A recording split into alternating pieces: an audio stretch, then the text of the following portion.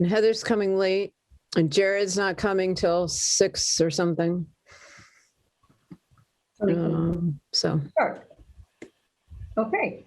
Great. Welcome to the May 11th. I'd like to open the May 11th Concord Carlisle Regional School Committee. Court. And the Concord Public School Committee is called to order as well. Thank you. Roll call. Anderson present. Booth present. Maistat present. Mustafi present. Rainey present. Wilson present. This meeting is being recorded. But I'd like to entertain a motion to adjourn to executive session. The Concord School Committee and the Concord Carlisle Regional School Committee will enter into executive session under Purpose 2 of the Open Meeting Law to conduct strategy sessions with all non-union personnel, and Purpose 3 of the Open Meeting Law to discuss strategy with respect to collective bargaining with collective bargaining units, Concord Teachers Association, Concord Carlisle Teachers Association, Local 1703, State Council 93, AFL-CIO, CPS Building Service Workers, CCHS Building Service Workers, Maintenance, and return to open session at 6 p.m. And please consider that a motion. Second. Second for both. Roll call. Anderson, aye for both. Booth, aye for both. Maistat, aye for both. Mustafi, I for region. Rainey, aye for both. And Wilson for region. Okay. Thank you. See you at 6.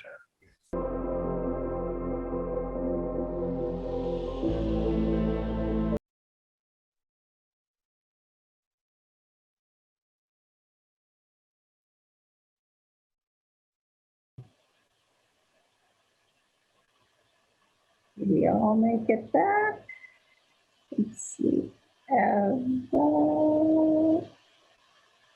don't see Kavanaugh yet.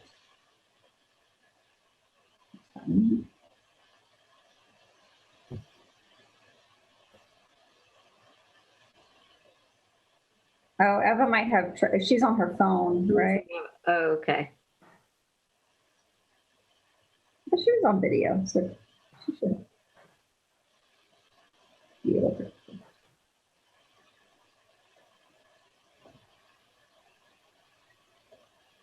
Okay, well, we know she's almost here. So, great. Welcome back at 6 o'clock to the May 11th joint Concord Carlisle Regional School Committee's meeting. This meeting is being recorded. Good evening. Let's see. Oh, here we go. We will start. Amy, is Linda's coming, right? Yeah, I think she should be coming. I think she's almost here. Okay.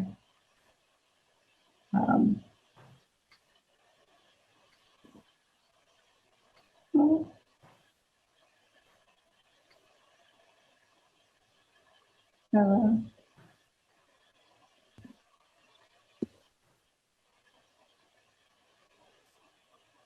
We'll give Linda another minute.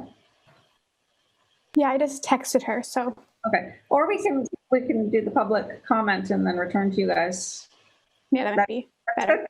Okay, fantastic. Okay. I move that we adjust the order of items tonight and move item 3, public comment, to precede student update. Second.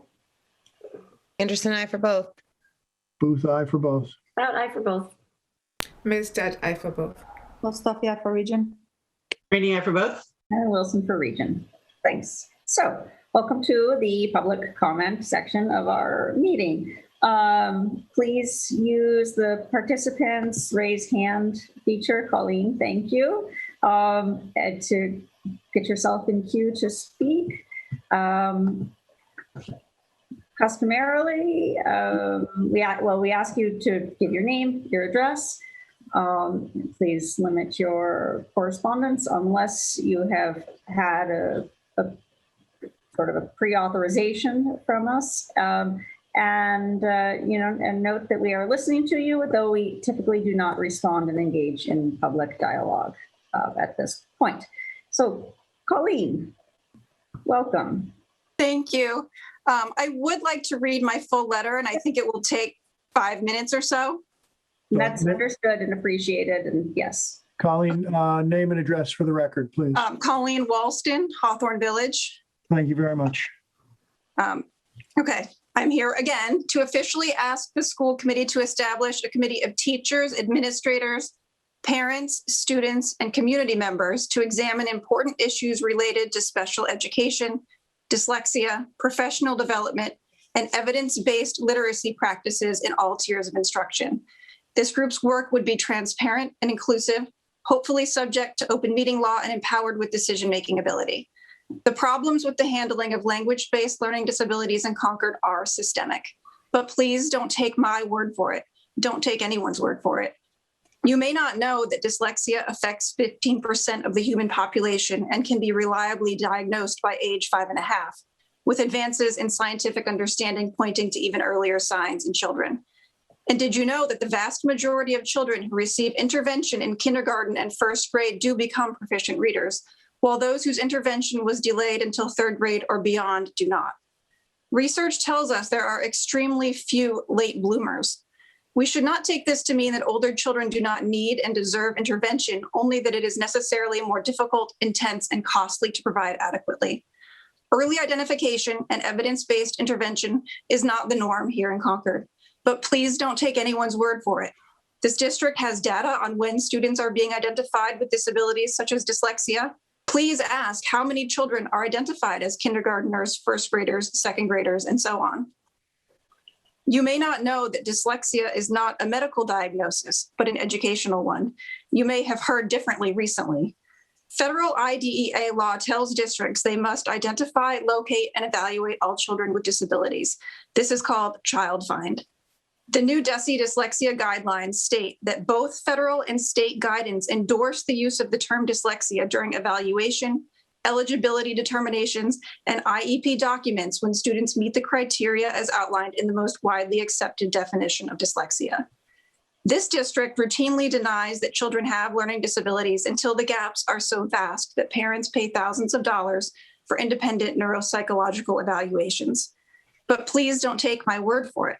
As school committee members, it's important to read and understand the laws that govern rights for our children and our school's obligations to its students. The new Massachusetts dyslexia guidelines is a great place to start. You may not have heard of a practice known as 3Qing, sometimes referred to as MSV, meaning, structure, visual, to encourage children to guess at words based on context, first letters, or even the pictures on the page. This practice is harmful to beginning readers, especially those most prone to reading difficulty, who should be diligently working to apply their burgeoning knowledge of letter-sound correspondences. You may have been told differently, but general education curriculums in Concord and the most widely used RTI curriculum encourage teachers to use this practice. But please don't take my word for it. It is there in the first grade curriculum map. Quote, first graders are taught that good readers use multiple strategies to decode and make meaning of unfamiliar words. They begin to understand the appropriate use of semantic, meaning, syntactic, sentence structure, and phonetic sound symbol cues to assist them. The following prompts are used to help children internalize the cueing systems and monitor their comprehension. Does it make sense? Does it sound right? Does it look right? It's there in the second grade report card. Quote, applies a variety of strategies, meaning, structure, and visual to read unfamiliar text. I'm not asking you to scrub this wording from district documents because it has fallen out of fashion. I'm asking you to stop teaching reading this way because it is harmful to children. I'm asking you to be better consumers of curriculum and professional development. By the time children reach the end of third grade and take the MCAS, the gaps between groups of children is significant. And those gaps do not close through elementary or middle school or at any later point. But please don't take my word for it, as you have access to the same MCAS data as I do. I'm sure you've noticed that while Concord may believe their literacy programming is second to none, the achievement of some students does not cancel out the thousands of dollars parents are spending on tutoring, tens of thousands on attorneys, and hundreds of thousands on private schools. And it's certainly a cold comfort to the 22% of eighth graders who did not reach grade level proficiency on the MCAS despite years in our school system, or the over half of eighth graders with disabilities who did not meet the standard. You may remember that the district engaged WestEd to review special education programming. A 103-page report was issued in the summer of 2018 for our elementary and middle schools. Their findings: we're not doing as well as we could be. But please don't take my word for it. Read the report and ask questions. Ask about student outcomes and district goals and plans for improvement. The gaps between students with disabilities and those without are large and widening. The co-taught model is not always working, and the practice of providing generalized support, accommodations, and modifications rather than specially designed instruction to close gaps isn't closing gaps. Take my word for this. Children pay the price when the schools deny disability and delay intervention until the gaps are chasms. Children pay the price when they spend their afternoons with evenings with tutors. Children pay the price when they are pulled out of class in upper grades, embarrassed, and missing other learning opportunities. Children pay the price when their education is not reasonably calculated to prevent failure and honor their learning profiles. This is avoidable. And it isn't happening under your noses, it's happening right in front of your eyes.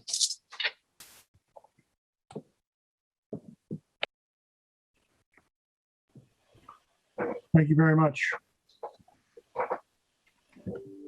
Do we have any other public comments? If you have trouble raising your hand through the participant tab, then just please turn on your camera so that we can see you and recognize you. And if not, then we will turn to our student update with Linda and Emi. So good to have you guys here tonight. Hi.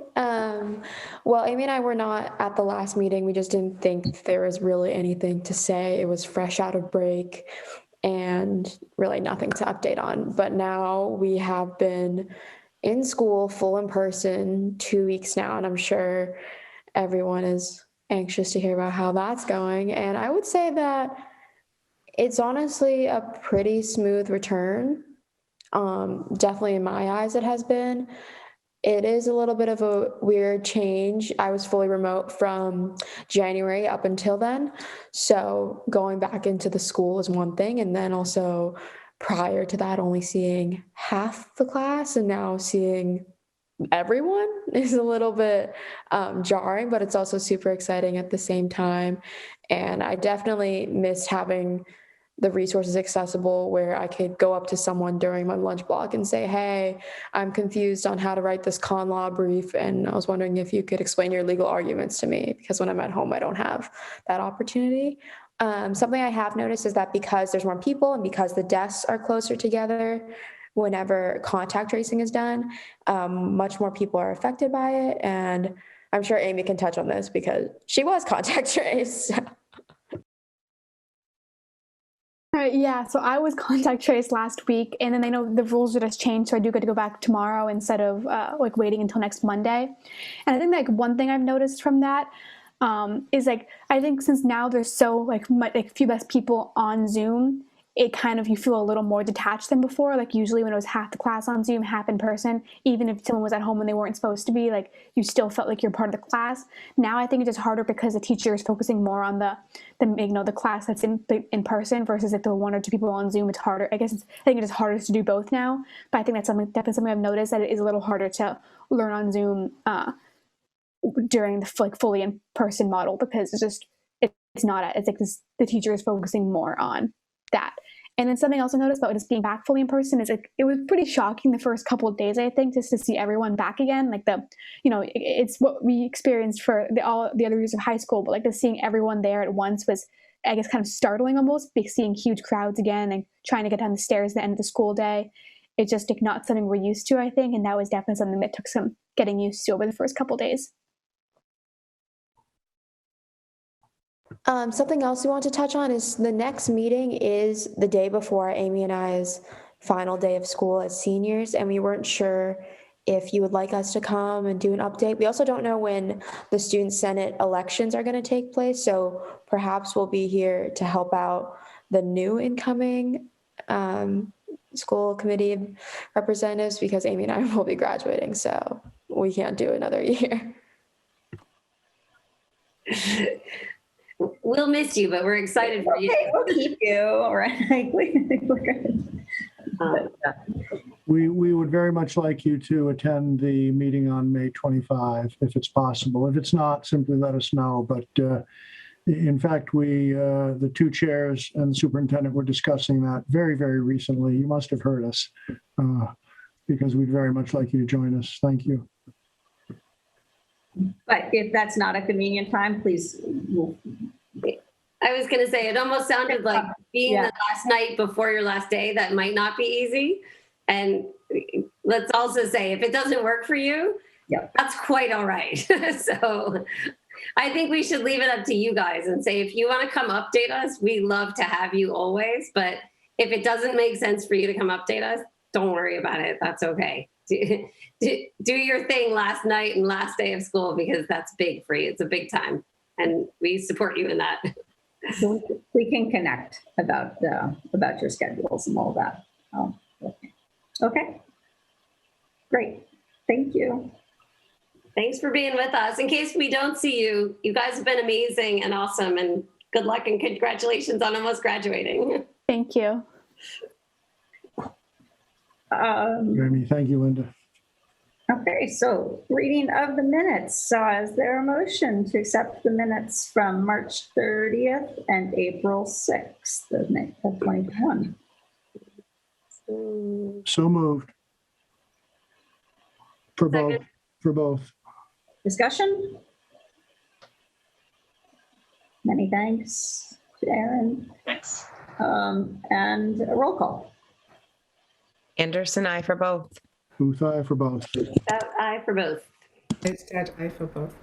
Mustafi for region I. Rainey, I for both. And Wilson for region. Chairs and liaisons reports. I know, Alexa, you have a couple of updates. I do. The first is that the CPAC had their awards. They were in person, which was actually fantastic.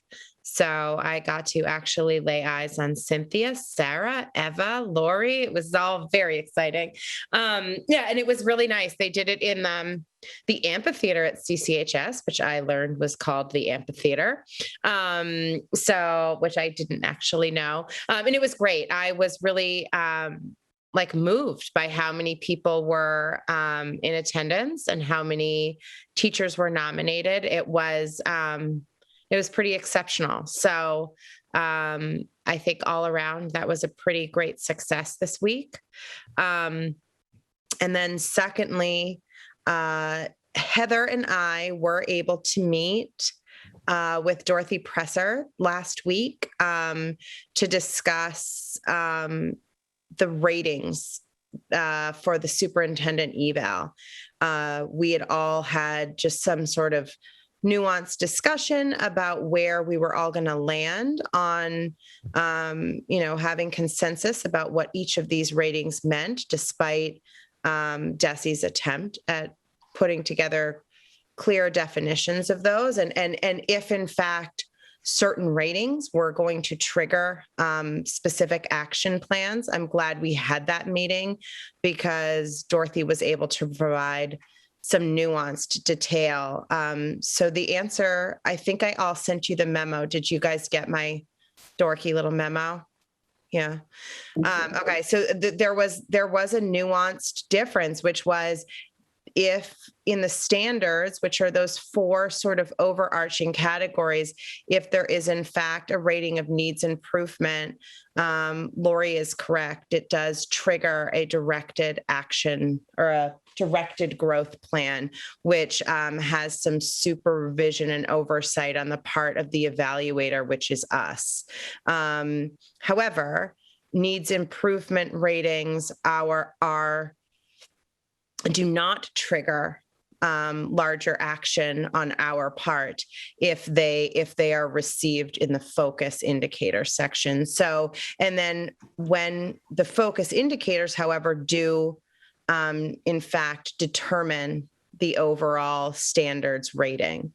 So, you sort of take the focus indicators that are identified in each standard, you average their rating, and that becomes sort of your overall rating for each standard. I just want to make sure that's clear for everybody. All this jargon confuses me sometimes. I just want to make sure I have it straight and it's clear. Does that make sense? Yeah. Yeah. Okay. And I think, it was really interesting because we had said to Dorothy, I did put this in the side note, but I said, there's just so much confusion and we don't know where to go. And it just seems like that proficient standard is so rigorous. And she was saying, ironically, the problems that they had been having were potentially just sort of an overuse of like, yeah, I love my superintendent, exemplary. So it was the very, like, I don't want to call it hyperbolic, but the very strong language in that proficient rating was less to encourage a needs improvement, a move in that direction, and more to discourage the overuse of exemplary ratings. Heather, did you have anything specific you might want to add to that? No, I think you highlighted it really well. The only thing I would add to that last part you were saying, that the one visual that she gave us was really helpful to me, even after having done it a bunch of times. If you look at the 4 categorizations, we're kind of talking about primarily 3 of them: needs improvement, proficient, and exemplary. She was saying that proficient has kind of a wider swath than the others. It has a wider net to catch, basically a superintendent who's doing a good job. And, even if there are some great things or some things that could be better, it just had a wider path, I think she said, than the other 2. So, and it was just an interesting visual to me. Oh, yes. And she even she even did say that if you look on the card, you have, interestingly, like, proficient is both in a larger font and it's grayed out. And I think it's encouraging. It's a subliminal encouragement that if everything's doing okay, that's sort of where you navigate to. And then again, she did encourage, because to Heather's point, I didn't put this in the memo, that, if the evaluation nets out with the focus indicators or even the standard, that you're in that wide berth of proficient, but you're like, there's some things. She said, absolutely, please use. She said, oftentimes the comment section is oftentimes as valuable, if not more valuable, to the superintendent at least, than the actual rating, so that you can get into some real nuance and conversation in those boxes, and to please use them robustly. Like, in each of these little sections, that's not helpful, is it? Each of the standard sections that have all the focus indicators, they have room for comments as well. So she was great. I think maybe even one day when we have less on our agenda, it might be, I don't want to use the word fun because that might be an overstatement, but it might be almost fun to have like a little workshop with her, because speaking with her just made things really clear. It was so obvious to her what all of these terms meant, and it was just helpful. Yeah, I think we'll do that with the new school committee for sure. Yeah, I think that would be, again, I keep using the word fun. It's not going to be fun, but it would be always a good idea. To our workshop, we can definitely put. Great. And just the last point, I know everyone wants to say something to follow up on the point from last time. To say that proficient is the widest path and catches a lot is not by any means to say that nothing goes in any other path. We're not saying you shouldn't use needs improvement or shouldn't use exemplary, because in certain areas there might be the need for that, of course. But so to us, that was helpful to hear that. So would love to hear your feedback you have a hand. Yeah, so I just had a question for that clarification, because I think we went back and forth last time about this needing improvement. So the goals and work of superintendent, it seems like, and the work of the strategic plan, it never ends, right? We go from one year to the next, and it seems that every year we find more that we want to work on. So in terms of needing to work and proficient, can the superintendent still be proficient and have areas that, are coming up where there may be focus, really a focus for the superintendent, or should we bringing this back more to, as a note to ourselves, like, let's put this as a goal for next year, right? So this was actually Point of order, please. Can I pose a point of order?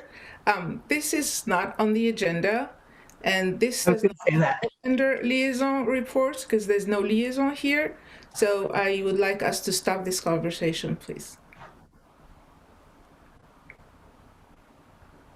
Since Alexa and Heather spoke with Dorothy, if individuals need clarification, perhaps they can consult with one or the other of them.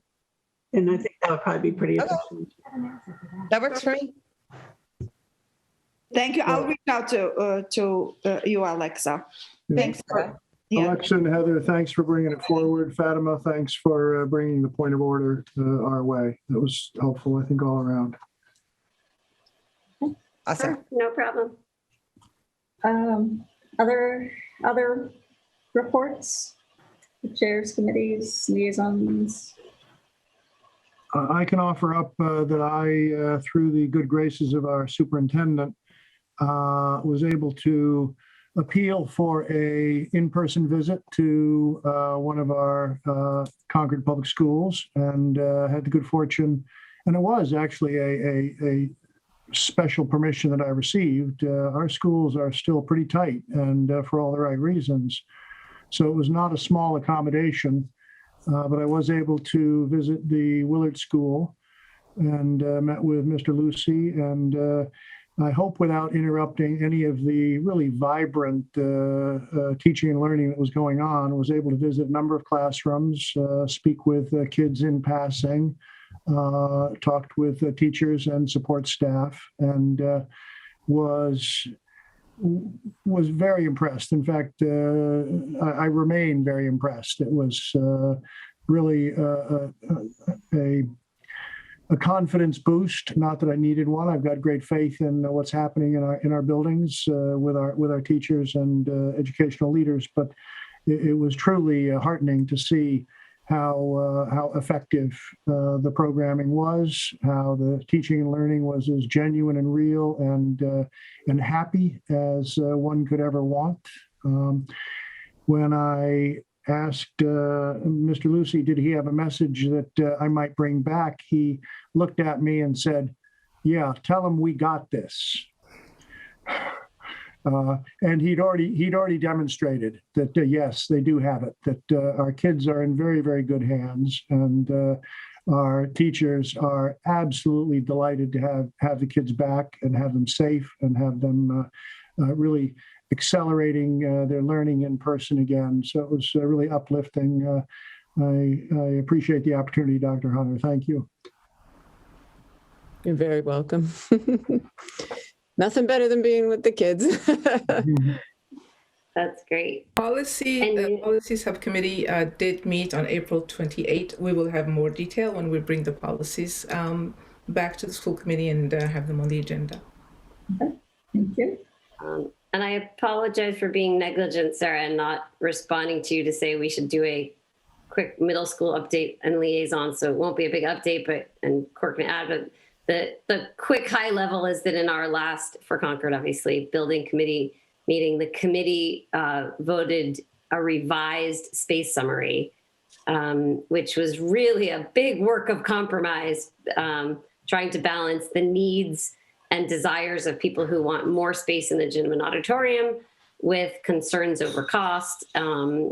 And so we voted a revised space summary that includes a larger auditorium, a larger gym with some work to be done on the exact width of basketball courts, and taking out the dedicated space for makerspace and alternate gym, but using the schematic design phase to figure out how to work that functionality into the rest of the building.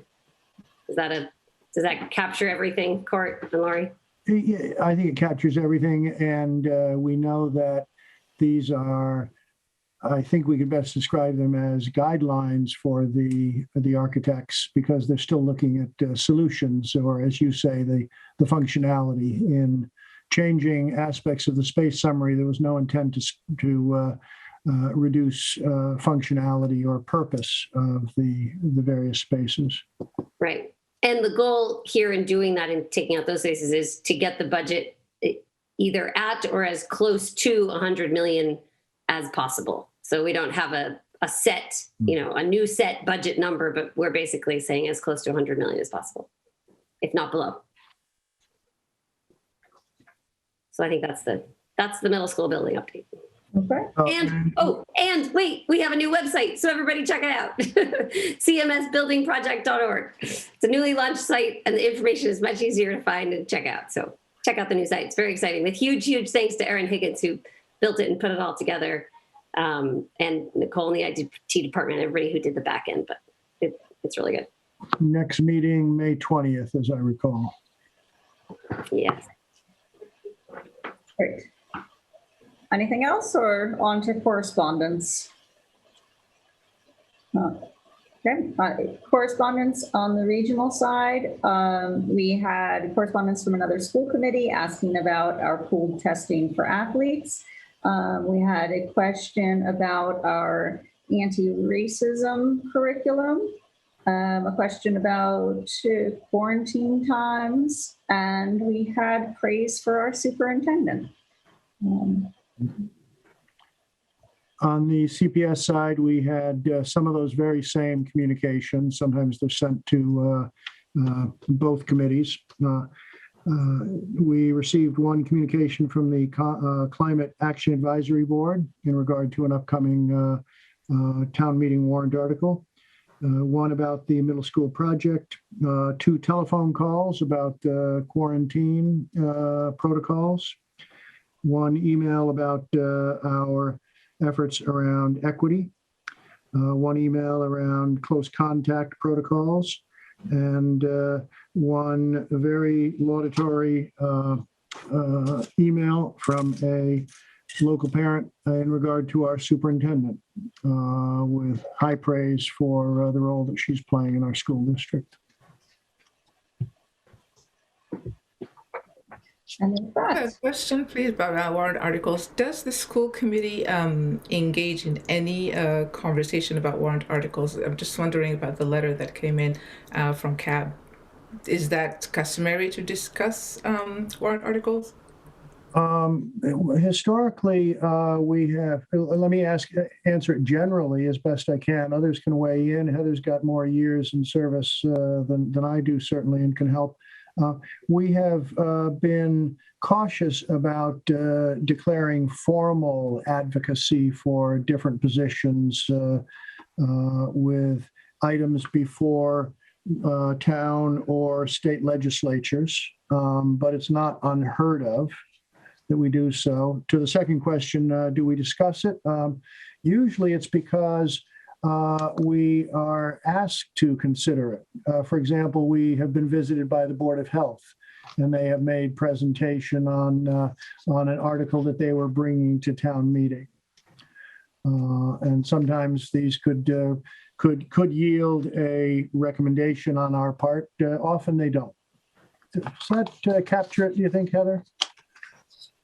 Oops, sorry. Yes, I think it does. The court's right that we don't typically take positions on things. And the only times that we've kind of broken that habit and done that was when we decided as a group that this would have significant enough impact on the schools that we felt that we needed to take a stance. So typically not unless we feel like there's an overwhelming impact on the schools somehow. And then we kind of collectively decide to take a stance, and then we collectively decide the stance. It's kind of a two-part process there.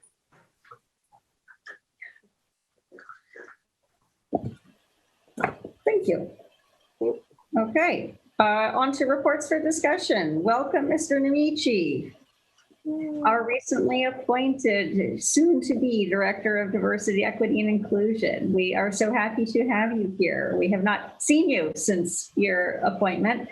And I do want to note that while this is Mr. Nemichi's first time coming to us before he officially takes the role, it will not be the last opportunity for the community to converse, engage, hear from, and learn more about Andrew himself and about the role that that he is forging. So, and to highlight the fact that we are planning a meet and greet, a forum, another opportunity for more people to engage with you. Absolutely. So thank you for being here tonight, though. Wonderful. So can I go ahead and share my screen? Yes, please do. All right. Okay. Hopefully this works. Shift this away. Right. Can everybody see my screen? Yes. Yes. Yep. All right, wonderful. Okay. Well, thank you, Sarah. And of course, thank you to Dr. Hunter and the school committee for inviting me here this evening. Tonight is an opportunity for me to, introduce myself as Director of Diversity, Equity, and Inclusion for Concord Public Schools and Concord Carlisle Regional School District, effective July 1st. Truly, I cannot imagine a greater responsibility than to assume this role and to have the opportunity to lead this work in all of our schools. It is my hope that the core responsibilities that you see outlined here for my work ahead drives new ways of thinking about how we welcome, respect, and serve all members of our community, taking into account their needs, their perspectives and experiences as individuals of diverse and cultural backgrounds. I would be remiss if I didn't offer a moment of reflection, as I always do, about the racial unrest and reckoning over civil rights and systemic racism in our country. It's important that that we understand, undoubtedly, not based on our own personal feelings, but based on the facts and evidence that racism is very much alive and well in this country, and there's no denying its history and transformation over time. The painful and traumatic events we have witnessed over the last few years, and especially over the course of this year, have revealed the effects of really implicit racial bias and its influence on our perceptions of others. These events have also raised complex and challenging questions, like why is that excessive police force disproportionately harms African Americans and Latinos? Or the fact that it has been incredibly challenging for many Americans to understand that Black Lives Matter is really focused on eradicating anti-Blackness and working to create a world where every Black person has the social, economic, or political power to thrive. I truly believe that now more than ever, we have a responsibility to challenge others' mindset about how we are truly treating one another, not by the color of our skin, but by the content of our character, as the Reverend Dr. Martin Luther King Jr. hoped for our society. This month of May is Asian American and Pacific Islander, AAPI, Heritage Month. And so while we acknowledge this month and the many contributions of Asian American and Pacific Islanders, we certainly should not and cannot shy away from recognizing the reality of ongoing racist rhetoric and violent hate crimes against members of the AAPI community. While the Senate recently passed an overwhelmingly bipartisan COVID-19 hate crime bill to address the drastic increase in violent hate crimes and discrimination directed at Asian Americans, this legislation and, of course, the guilty verdict of the George Floyd trial is a small step, really, towards accountability and rectifying centuries of racism and really discriminatory behaviors that all of our BIPOC, Black, Indigenous, people of color communities continue to bear the brunt of in this country. Lastly, in honor of AAPI Heritage Month, Concord Middle School science teacher Junie Liu, along with social studies teacher Sita Duvasula and English department chair Sarah Bullwinkle, who both lead our CMS Allies faculty and staff affinity group, have actually created a powerful calendar and resource that for many days in the month, that for many days in May and beyond, shares AAPI information with a wide array of topics, resources that students and families can learn more about and engage in Asian American education. On this particular slide, simply click on the image on the right or the left to access these educational resources. So now the fun part, a little bit about myself and how I come to this work of diversity, equity, and inclusion. First and foremost, I want to acknowledge my educational credentials. I earned a bachelor's degree in business management from Westfield State University. My master's degree is in intercultural relations from Lesley University in Cambridge. Specifically, though, my master's degree program was designed for graduate students who enjoy interacting with people from different cultural backgrounds and believe wholeheartedly that diversity, equity, and inclusion make schools and organizations stronger. Through my master's program, I gained the knowledge and expertise needed for me to be able to promote engagement and understanding across cultures and groups of people within the workplace.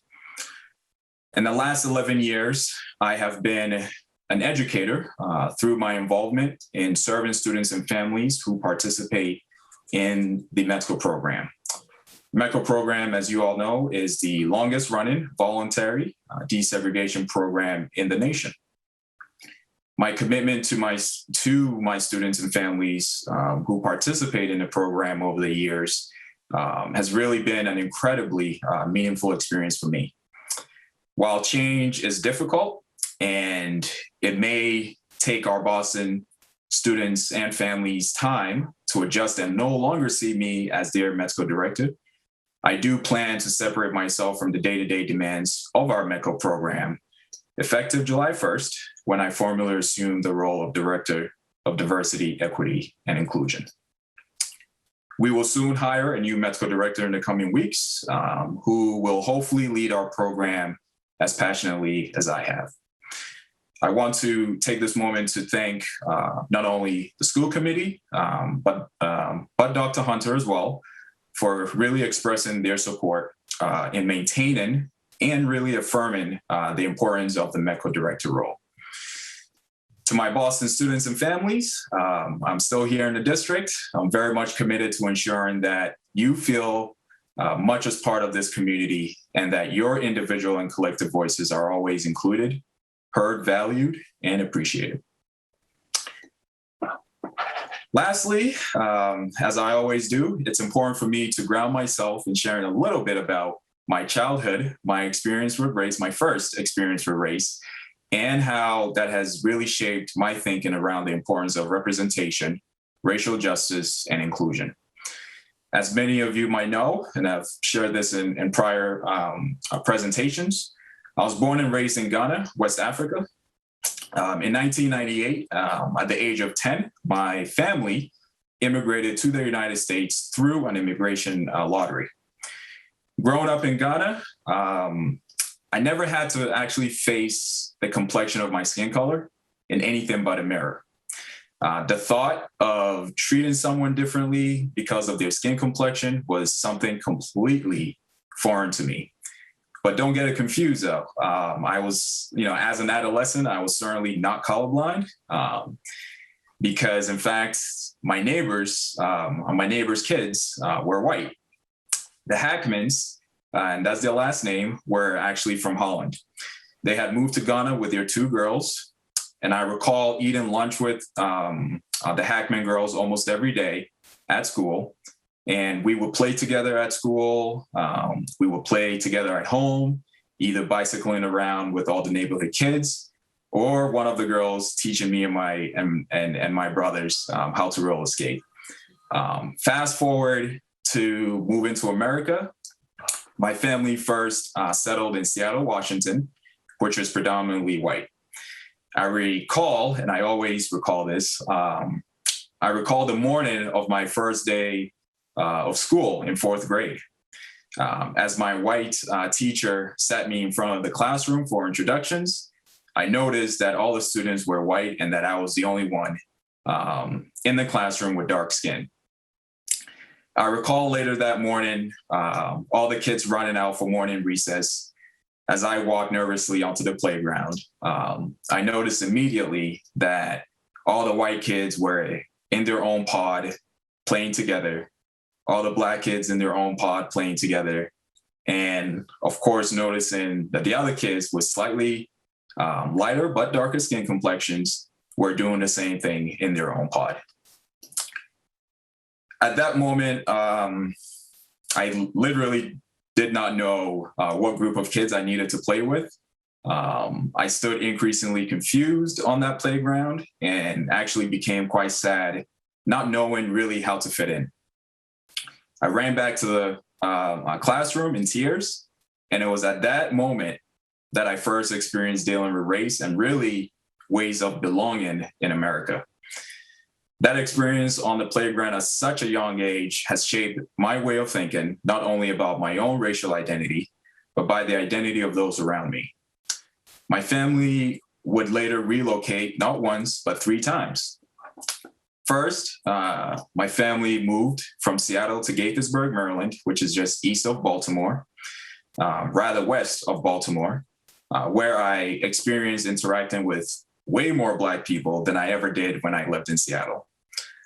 My family would relocate again from Gaithersburg, Maryland, to Arlington, Massachusetts, which is predominantly white, and then to Framingham, Massachusetts, which is incredibly diverse.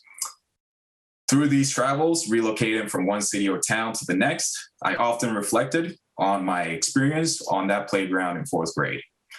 With each new school I attended, I grew more curious and fascinated, really, to learn and understand how my own racial identity as an African boy with deep-rooted Ghanaian traditions and values would fit into the social circles I interacted with and those individuals I would befriend.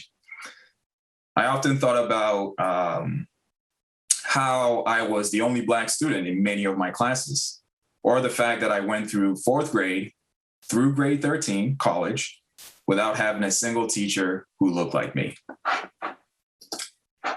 And so when I entered college, I really began to pay even more close attention to the impact of race in America, especially on my life and the emerging way of thinking. In my multicultural and ethnic studies class, I recall being introduced to the work of Michael Eric Dyson, who's pictured here on this slide, and whom I later, actually my master's program, had the pleasure of meeting in person. Michael Eric Dyson is an author, internationally renowned scholar of culture and race, and professor of African studies at Vanderbilt University, Nashville. In 2017, His book that's pictured here, titled A Sermon to White America, titled Tears We Cannot Stop, A Sermon to White America. Dyson quotes, and Dyson says, and I quote, empathy must be cultivated. The practice of empathy means taking a moment to imagine how you might behave if you were in our positions. Imagine how you would act if you were us. Imagine living in a society where the color of your skin marks you for disgust, hate, and fear. Imagine that for many moments. Only when you see Black folks as we are, and imagine yourselves as we have to live our lives, only then will the suffering stop, the hurt cease, the pain go away. If this is the first time you're hearing these words from Michael Eric Dyson, I would strongly encourage you to take some time and explore his work.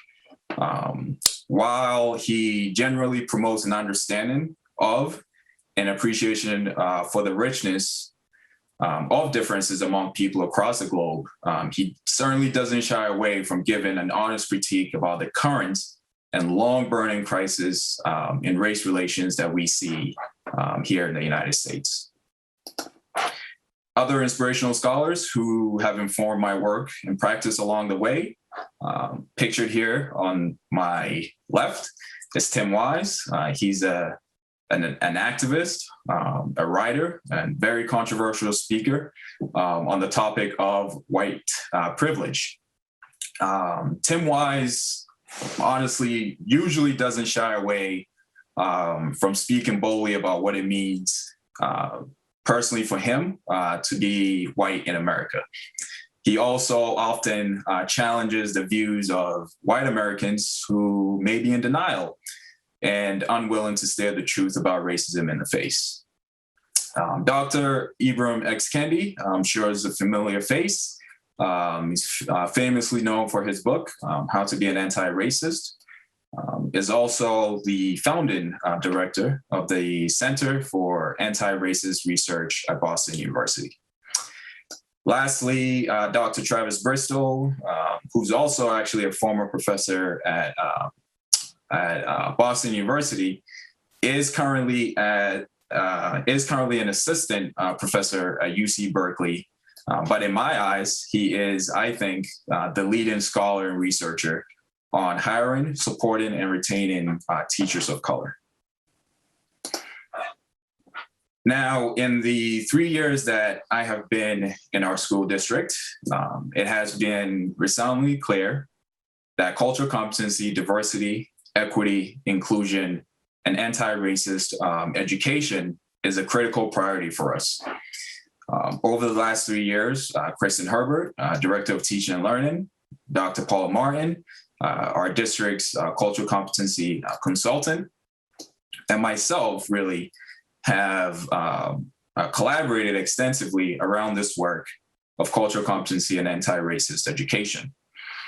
I feel that we have laid a strong foundation for much of our DE&I work ahead. And as outlined on this particular slide, I've noted the 5 initiatives that currently is grounded in our current strategic objective on creating a collaborative and inclusive school culture. These initiatives that you see before me, Kristen, Paula, myself, have formally presented these initiatives to the school committee over this past year. I'm sure Kristen and Paula will tell you, and myself, we're more than happy to share and talk about these presentations with anyone in our schools and, of course, in our community. So our shared commitment for diversity, equity, and inclusion. First, I want to share a quote by Jamila Pitts, a former teacher, assistant principal, and now an educational consultant for teaching tolerance education. Jamila says, anti-racist work in all schools is essential. It is the exercise of hope, the practice of undoing and dismantling systems of oppression, the practice of freedom and of truth-telling. In order to be truly anti-racist, we must consider all aspects of schooling, not just having this work belong in the classroom, it has to belong to everyone. While it is helpful for us to have one person who's responsible for ensuring that our efforts are focused, thoughtful, and relevant, our shared commitment for this work of diversity, equity, and inclusion should really not rest on the shoulders of just one person, right? It shouldn't be siloed in one office or an individual within the department. However, as the person leading this urgent and essential undertaking of diversity, equity, and inclusion, I really see myself supporting and engaging everyone in our school community. That means students, teachers, administrators, and the community as a whole, in order for us to really integrate our DE&I work in all levels of our schools. So what's really going to be different with me leading our efforts? I would certainly plan on still collaborating with Kristen Herbert and Paula Martin, but I want to offer these words about my commitments as I transition into the role. One thing about me is that I've always been an optimistic individual, pragmatic and empathetic in all of my collaboration with students and families and colleagues. And thus, I would add that my commitment to this work is really going to be long-term. It is also important that we all recognize that the work ahead, its lasting progress, will truly require sustained collective and individual actions from year to year. Part of my commitment for my role as I transition into my role is that, number one, I am certainly going to be committed to being very intentional in uplifting all members of our school community, but in particular, amplifying the voices and needs of our BIPOC students and families who live in Boston, Concord, and Carlisle. I'm going to be committed to building leadership and capacity in everyone: students, teachers, staff, school leaders, administrators, parents, and guardians alike, so that together we can really ensure broad-based commitment to the success of our work ahead. Third, I will not be afraid to boldly highlight and address racial inequities that may exist in our schools, whether it be, for example, the overrepresentation of students of color, particularly Black and Latino students, in our lowest math and science classes. I will not be afraid to address the avoidance, fear, and inability for some of our educators to acknowledge and engage with students on issues of racism, bias, and discrimination when they arise in the classroom. Lastly, it's important for me to share my commitment to empowering our school administrators to be proactive without hesitation, and certainly with empathy and compassion, to address, denounce local events, national events, international events that are related to racism, bias, or discrimination, and really be active in supporting their efforts in dismantling any belief, or rather beliefs, in our own backyard that may perpetuate racist ideas and actions, which really create barriers and lasting negative consequences for our students, employees, and families of color. And so now, this is really the last slide, but I really want to share with you in terms of my entry plan as I transition into my role effective July 1st. So over the last 3 years, I have truly built a reputation as a trusted resource and leader, working passionately and collaboratively with our administrative teams, teacher and student leaders on a variety of initiatives related to cultural competency and anti-racism. Phase 1 of my entry plan is focused on laying the groundwork for our shared commitment to diversity, equity, and inclusion, and anti-racist action. It is a scaffolding approach in the sense that I am going to leverage the relationships that I have built over the last 3 years to engage in a variety of group and individual meetings with all members of our school and community. Additionally, I plan to continue my collaboration with Dr. Khalees Warnham and Dr. Carol Blake, who have since designed and are actually administering our equity survey. Our working group, which not only involves Dr. Blake and Dr. Warnham, but Kristen Herbert and Dr. Paul Martin are part of that group. And our goal really, as we start to get these results, our goal would be to analyze them and really provide a clear guidance, not only to our school administrators, to our teachers, students, but also to the community about how we improve our practices as it relates to equity and race. Phase 2 of my entry plan will focus on reviewing input and feedback gathered from my individual and group meetings, as well as the results from the equity survey and focus groups that Dr. Warnham and Dr. Blake are leading.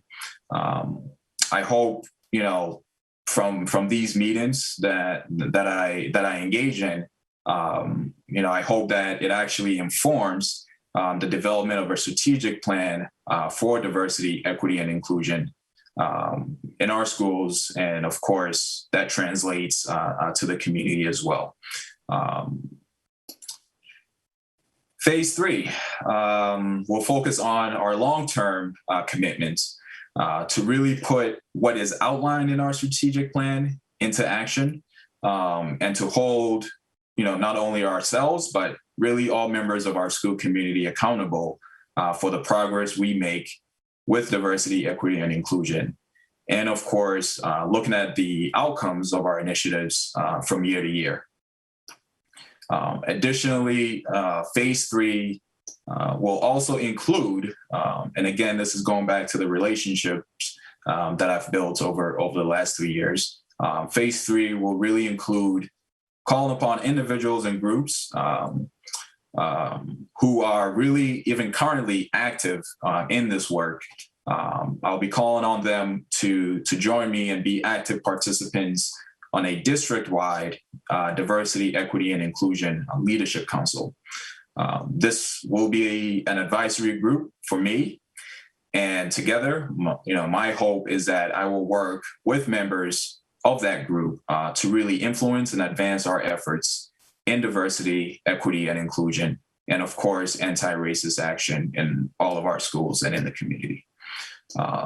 So that's just a little bit about, the work ahead. And I want to thank each and every one of you for your support and, of course, your undivided attention as I presented this information to you. I really am looking forward to engaging with the community at large about our DE&I work ahead. So thank you. Appreciate it. Thank you.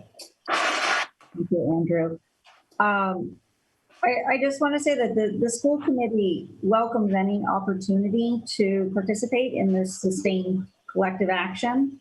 And to that effect, I know that the court has proposed a subcommittee on DEI, and I wonder if Court, you and Andrew and Lori might form a working group this summer to put a formal charge to the school committee to understand the strategic alignment, the roles, and the composition, and how such a committee might operate within our system.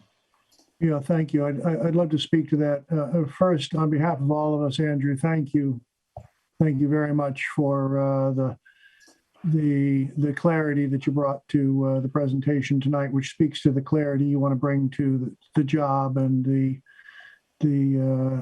goals and objectives that you're laying out and that we all are laying out. I do want to note that we hear loud and clear that there is a focus on historically marginalized communities, notably communities of color. And further, that Marginalization takes many forms. Stratification takes many forms. I personally hope that over time, given your capacity as a cultural competency leader and a strategic leader, that you'll embrace concerns that we have about socioeconomic stratification, faith-related discrimination, because we know that we have clear priorities, but we also know we have this general goal of respect for human differences.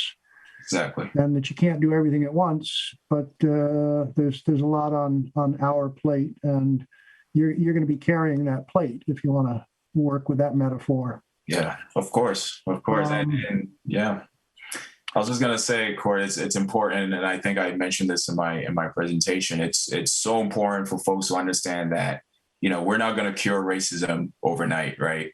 If we're truly committed to this work, it's gonna be for the long haul, and we want generations of students and families who come and go in our communities to really see the impact of our work every single year. And so, you know, that's the approach that I'm taking.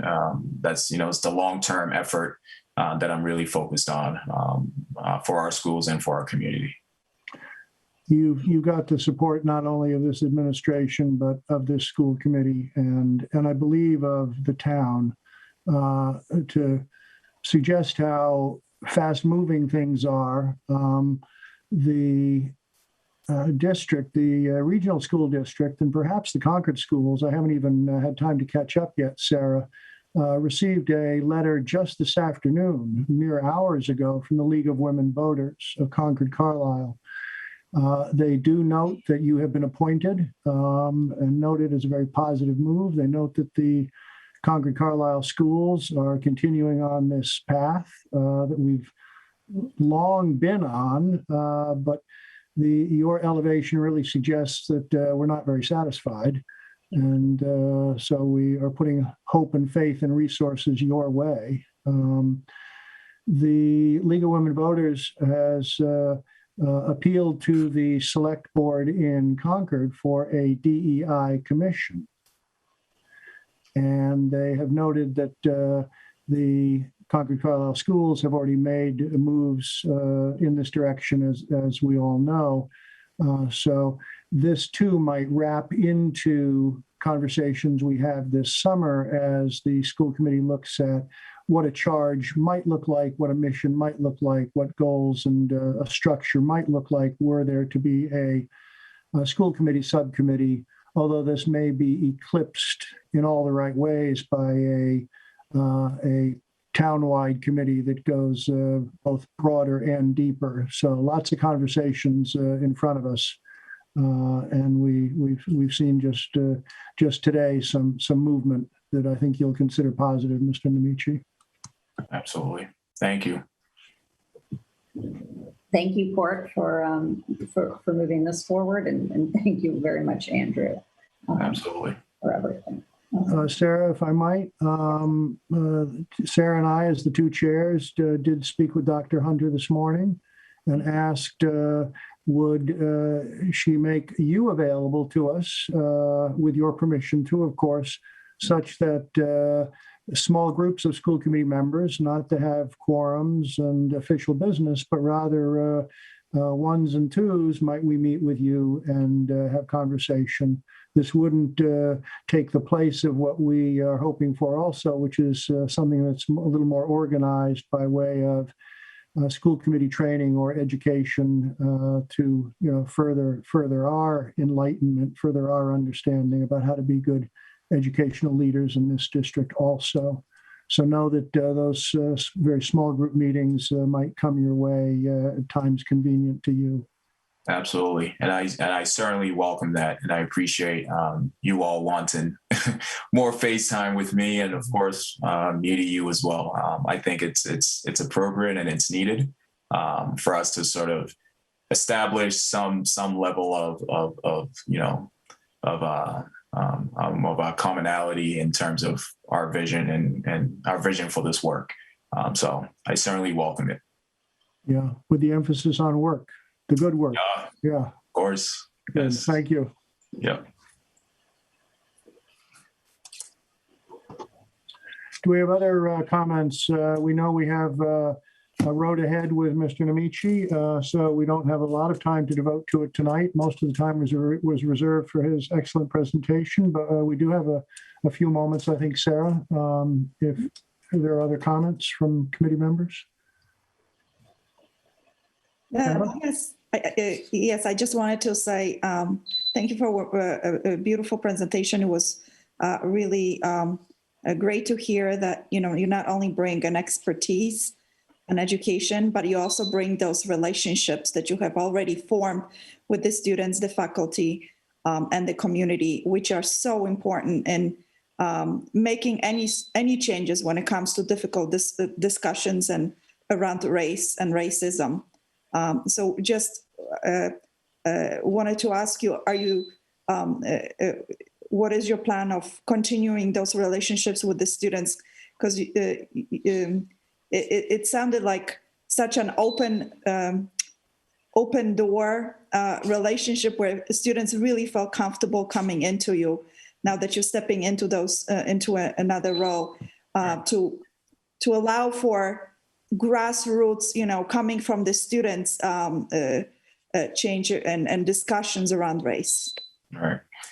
Yeah, I mean, I think the biggest thing I will note for all of you is, and again, I know the support not only comes from Dr. Hunter, but of course from the school committee, is that, I'm very grateful that my office will remain within the schools, and so that I can continue to build those relationships and not lose touch with those students.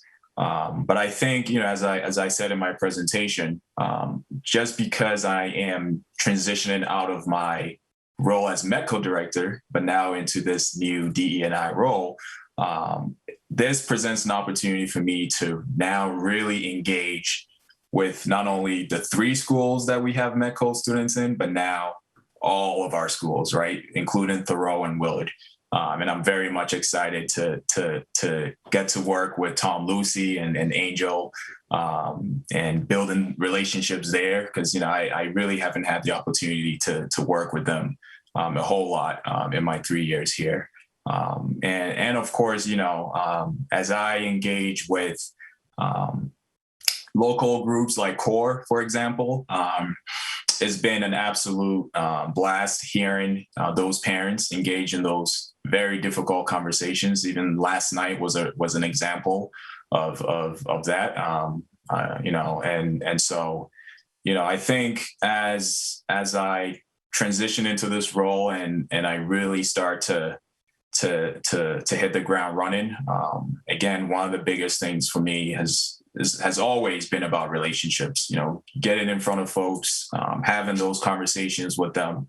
And for folks that don't really know who I am, I certainly invite, I think we have, hopefully we'll have a community forum, but I certainly invite those parents, those students who do not know who I am to show up and ask those questions, so that they can get to know me a little.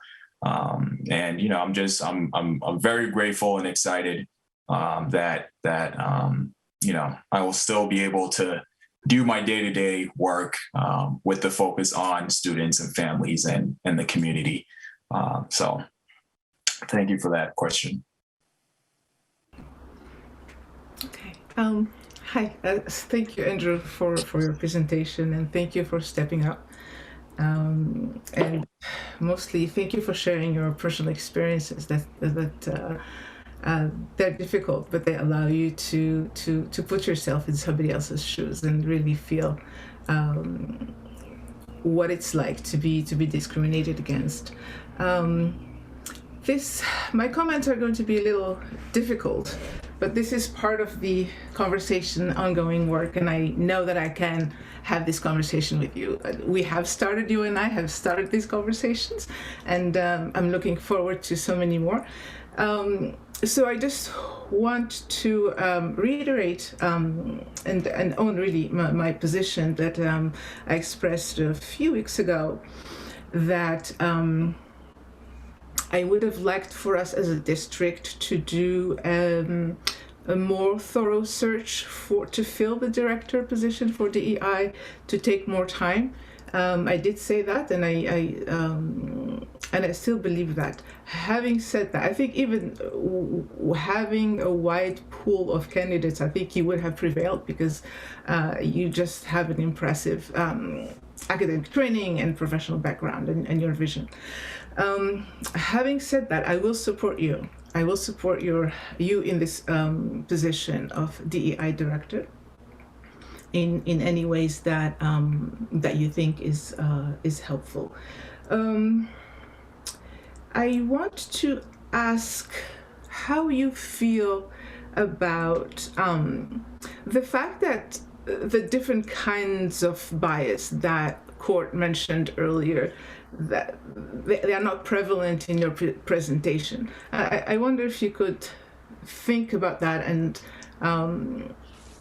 speak a little bit to that, and how much work do we as a community need to do to be more aware of those kinds of biases.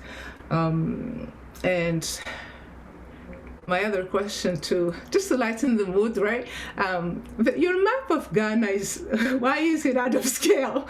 It isn't half of Algeria. It should have been much bigger. Algeria was gone. So go ahead. Yeah, please. I'd like to hear how you feel about that. So, the question was how I feel about different kinds of bias, or just bias in general. That they were not included in your presentation. Right. And I think, the upcoming forum and the one-on-ones that I will have with all of you, I think we will have a candid conversation about bias and about some of the work we really need to do in our district. But I will say this, I think, it's, bias really implicit, and I think I mentioned implicit racial bias. I think it really has just, it spreads like any idea of virus, right? Institutions, systems that we all grew up with. When we look at the history of, for example, say, the housing market, right? The fact that you had, Black Americans who served in the Civil War, right? They returned and were denied basic human needs, basic human rights. When we explore the GI Bill, for example, where you had white folks who served in the Civil War, Black Americans who served in the Civil War, and they were both given, you had white Americans who were able to really excel and succeed and build a generational wealth because of the GI Bill. And then you had Black Americans who were denied certain aspects of that. Education is one of those areas. And so, this is, bias is something we all have, is something we all are sort of not born with, but is learned. And when we act on bias, when we create policies around bias, as history has shown, largely communities of color suffer from that. And, there are many examples of that. There are many folks which can share their experiences around, what bias policies have done, not only to their families, but grandparents, for example. And so, I think if we're going to focus on Concord, on our schools, on our community, we really need to start thinking through, I'm thinking like around our curriculum, for example.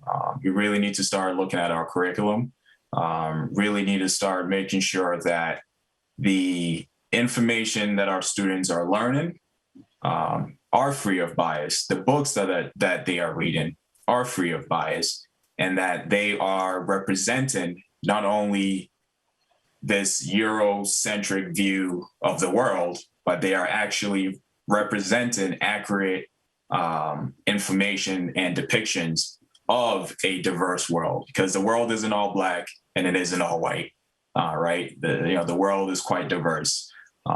And we also have to spend a lot of time providing some bias training to our students. And I think we actually are doing that. We've done bias training because over the last 3 years through our Anti-Defamation League, ADL, training program, where we are training not only our students in bias training and bringing that education into the classroom through our advisory groups, but part of our professional development opportunities for next year is actually to take that training and provide that for the teachers.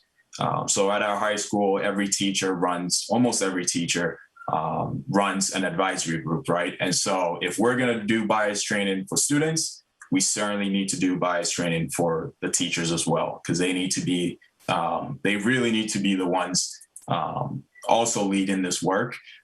And when you talk to our students, these things come up all the time in the classroom, right? And we want to equip our teachers and give them the knowledge and the capacity for them to be able to engage with their students in real time when issues of bias, racism, et cetera, pop up in the classroom. We want them to be ready and to be able to have the positive language to engage with students on these difficult topics. And so that's just my thought on that. Thank you. Thank you, Andrew. I know we have so many questions and we can engage with you for many hours, but I'm conscientious of our time this evening, and I look forward to scheduling with you some opportunities for the school committee members to continue this conversation. I would like to acknowledge Dr. Paula Martin has joined us this evening, and I just wanted to hear from you if you had anything to add. Or to chime in. We love your input. So no, Andrew's presentation was excellent, outstanding. He provided, what I would see as the perfect umbrella to which all of this work sits. And I was thinking about the question that Fatima asked, and the fabric of racism in this country has given permission for all of the other isms to thrive. It has created, if you have this image of a farm, racism the ground is racism. And that is part of the fabric of the U.S. But then there are rows created of, race, of religious insensitivity and gender insensitivity. All of the other isms grow in the same pot. And how we eliminate all of that is to, when we start to break down the cycle of racism, that eliminates the soil for all the other things to grow in. So religion doesn't sit over here, it's threaded. It's a part of that thread of the isms, of racism, of bias. It's all there. And I can see, yes, Andrew has a huge, huge road ahead of him. However, he has the support, and I can see it here in the school committee, as well as teachers and staff that I've come to know. And, I'll be able to offer, support as needed, and Kristen.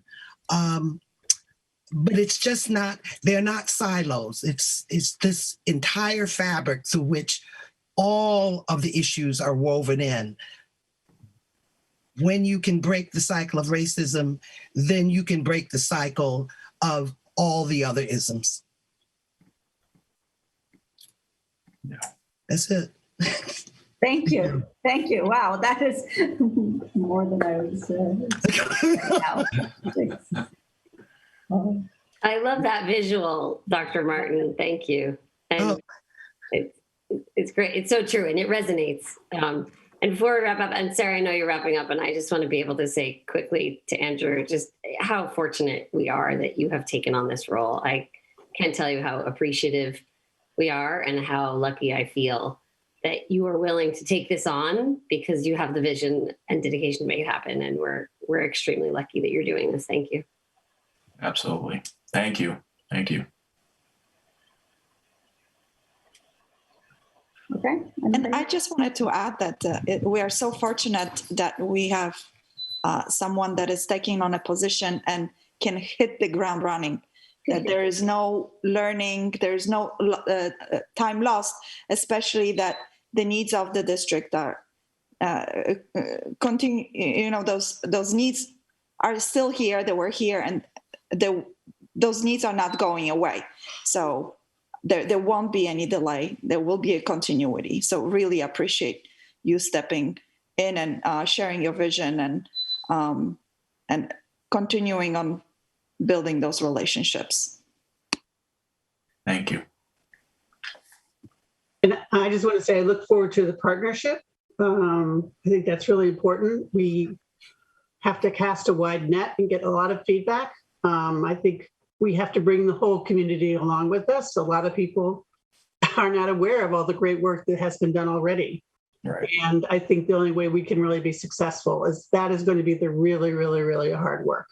Yeah. Bringing, I would say, the 85% who know nothing about this. I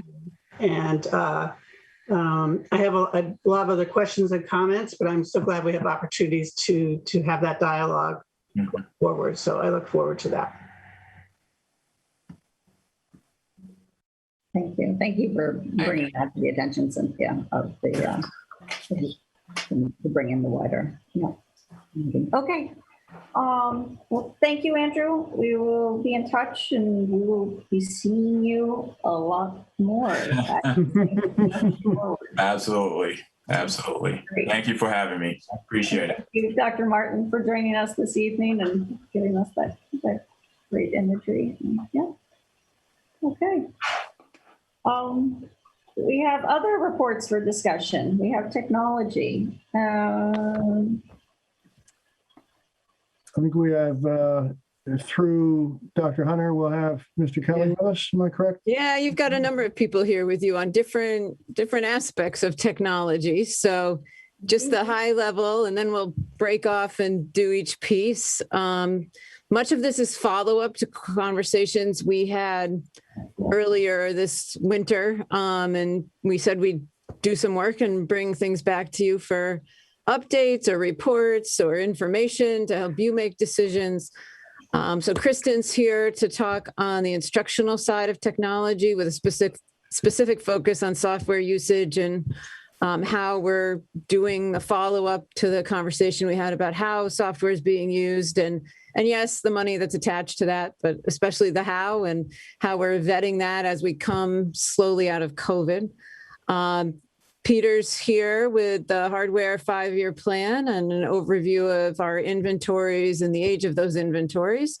And he also is here with information on the options for filtering software that would follow students on their devices, not just when they're in our firewalls at the school facilities, but would also follow them home. So he's going to give you an overview of what those options are and then set the stage for another conversation to come on decisions you want to make once you have that information. Dr. Hunter, So, yeah. can I interrupt for a second? I just want to check in. Fatima, are you leaving at 7:30 or are you able to stay a little bit longer so that we can figure out the order of presentations? Thank you, Sarah, for being mindful of that. Thank you. And thank you for both Kristen Peter, for being here. I will have to excuse myself in a few minutes. I just wanted to say that, as you all know, this is a topic that is of high importance to me. And just throw what my major concern is, and I know just like with diversity work, this is going to be an ongoing conversation, and it's a long-term process. So my major concern is how to keep our students, how to use technology instead of technology using our children. My concern is how to keep distractions away from them, whether it's mostly from the internet. So we're teaching, our technology involves generally the internet, and as we all know, that causes huge distractions for our children. So that's I am hoping and looking for a solution that will protect our children from distraction, from data mining, from companies selling their data to advertisers, and but mostly distraction, because our curriculum is amazing and we're teaching really amazing material. But if the children are distracted while they're working, I worry that we are losing a lot of that. So I just wanted to say that before I leave. Thank you so much for being here, and I'm sorry that I don't. I just want to remind you that tonight's the presentation on it, so of course it's going to be accessible. You can watch it later, and I'm sure there's opportunities for you to ask more questions if we don't get to the questions that you had hoped to ask. And then when we have our later conversation of this, thank you. We'll all be here together again. Okay, thank you. Have a good night. Everyone. Thank you. Okay. Have a good night. Thanks. Okay. Thank you. I appreciate you were aware of what time it was. So Kristen, I think it's her. I know it was something it was important to her, so I'm grateful you gave her that chance. And we'll certainly follow up to be sure she's aware of what we talk about. So I think we'll invite Kristen to start with some updates on the software discussions that really are about instruction and the way in which we're using the technology and how we see technology as a tool, and just sort of an update on that work. Yeah, happy to do it. So in preparation for this meeting, I'm going to put you in the Wayback Machine. We're going to go back 15 months because I did look at my calendar for the very first meeting that I had. I called in anticipation that we might close. It was on March 2nd, having just came back from February vacation, where I went to London and saw plays and went to art museums, but we were hearing about, COVID-19. So on March 2nd, I brought together about 10 thought leaders in the district, technology specialists, librarians, a couple of administrators, and we thought we were so ahead of the game because the year before, all of us at every level, preschool, elementary, middle school, and high school, had anticipated that the state would allow us to go virtual for snow days, meaning they would count as school days. So we had already done about a year of work with teacher teams on what we called blizzard bags. So what would the kids do at home, for that off day? So at that time, in all those documents that we wrote, we were planning for 2 weeks of remote instruction. 2 weeks. I'm still, I look back at those early guidance documents that we wrote for our educators, and I laugh because we were talking about 10 days of instruction, and now here we are 15 months later. And I have to say, I am so proud of what our educators have done and what we've been able to provide our educators with the tools technologically to provide the instruction. So 15 months later, I've recently talked to some teachers in different departments, middle school and high school, and they're telling me they are right on pace. They are right on pace, despite the strange hybrid remote world that we've been living in. And that's because they've made adaptations using technology. So just to give you a sense, right now, what's happening and what we've seen happening, you could see walking around in our schools right now, science labs at the high school and the middle school done without any instruments because of technology that we weren't using before COVID. Small group discussions in classes with structured questions and responses to feedback with social distancing. Writing conferences where a teacher is sitting with a student looking at their writing and they're having a conference is happening with social distancing. Music. Today I saw this. Music is happening in all of our schools. I saw first graders doing it today without being able to sing in classrooms. It's truly remarkable what we're doing and what the educators have innovated to do. So some of this, a lot of it has been made possible because of the software that we've used. So our software growth, the number of programs that we used over the last 15 months has grown. In many cases, we were using a tool for a small population of students. For example, Dreambox is a math piece of software that we use at the elementary level. And then we generalized it to everybody, had access when they were at home. And we had that, all those pieces of software that were student identification and differentiated instruction based on their assessed need in reading and math. All of those were available over the summer as well to all of our families at every level. So I think, because of that, we've been able to keep pace with our curriculum and we've been able to meet the needs of our students. Not entirely, but we are well off this year. And so parents should feel really good about where their kids are. So when we did this budget, that was December, January of this year, 2021, we just didn't know what was happening with COVID. So when we planned the budget, we planned a budget that included all of those pieces of software. If we had to stay remote or stay hybrid. And luckily, in the time since, we've been able to open schools for all students full time. And the need for technology has gone down. So we are in the process of deciding which of the innovations that we made over the course of the 15 months do we want to keep? They work better.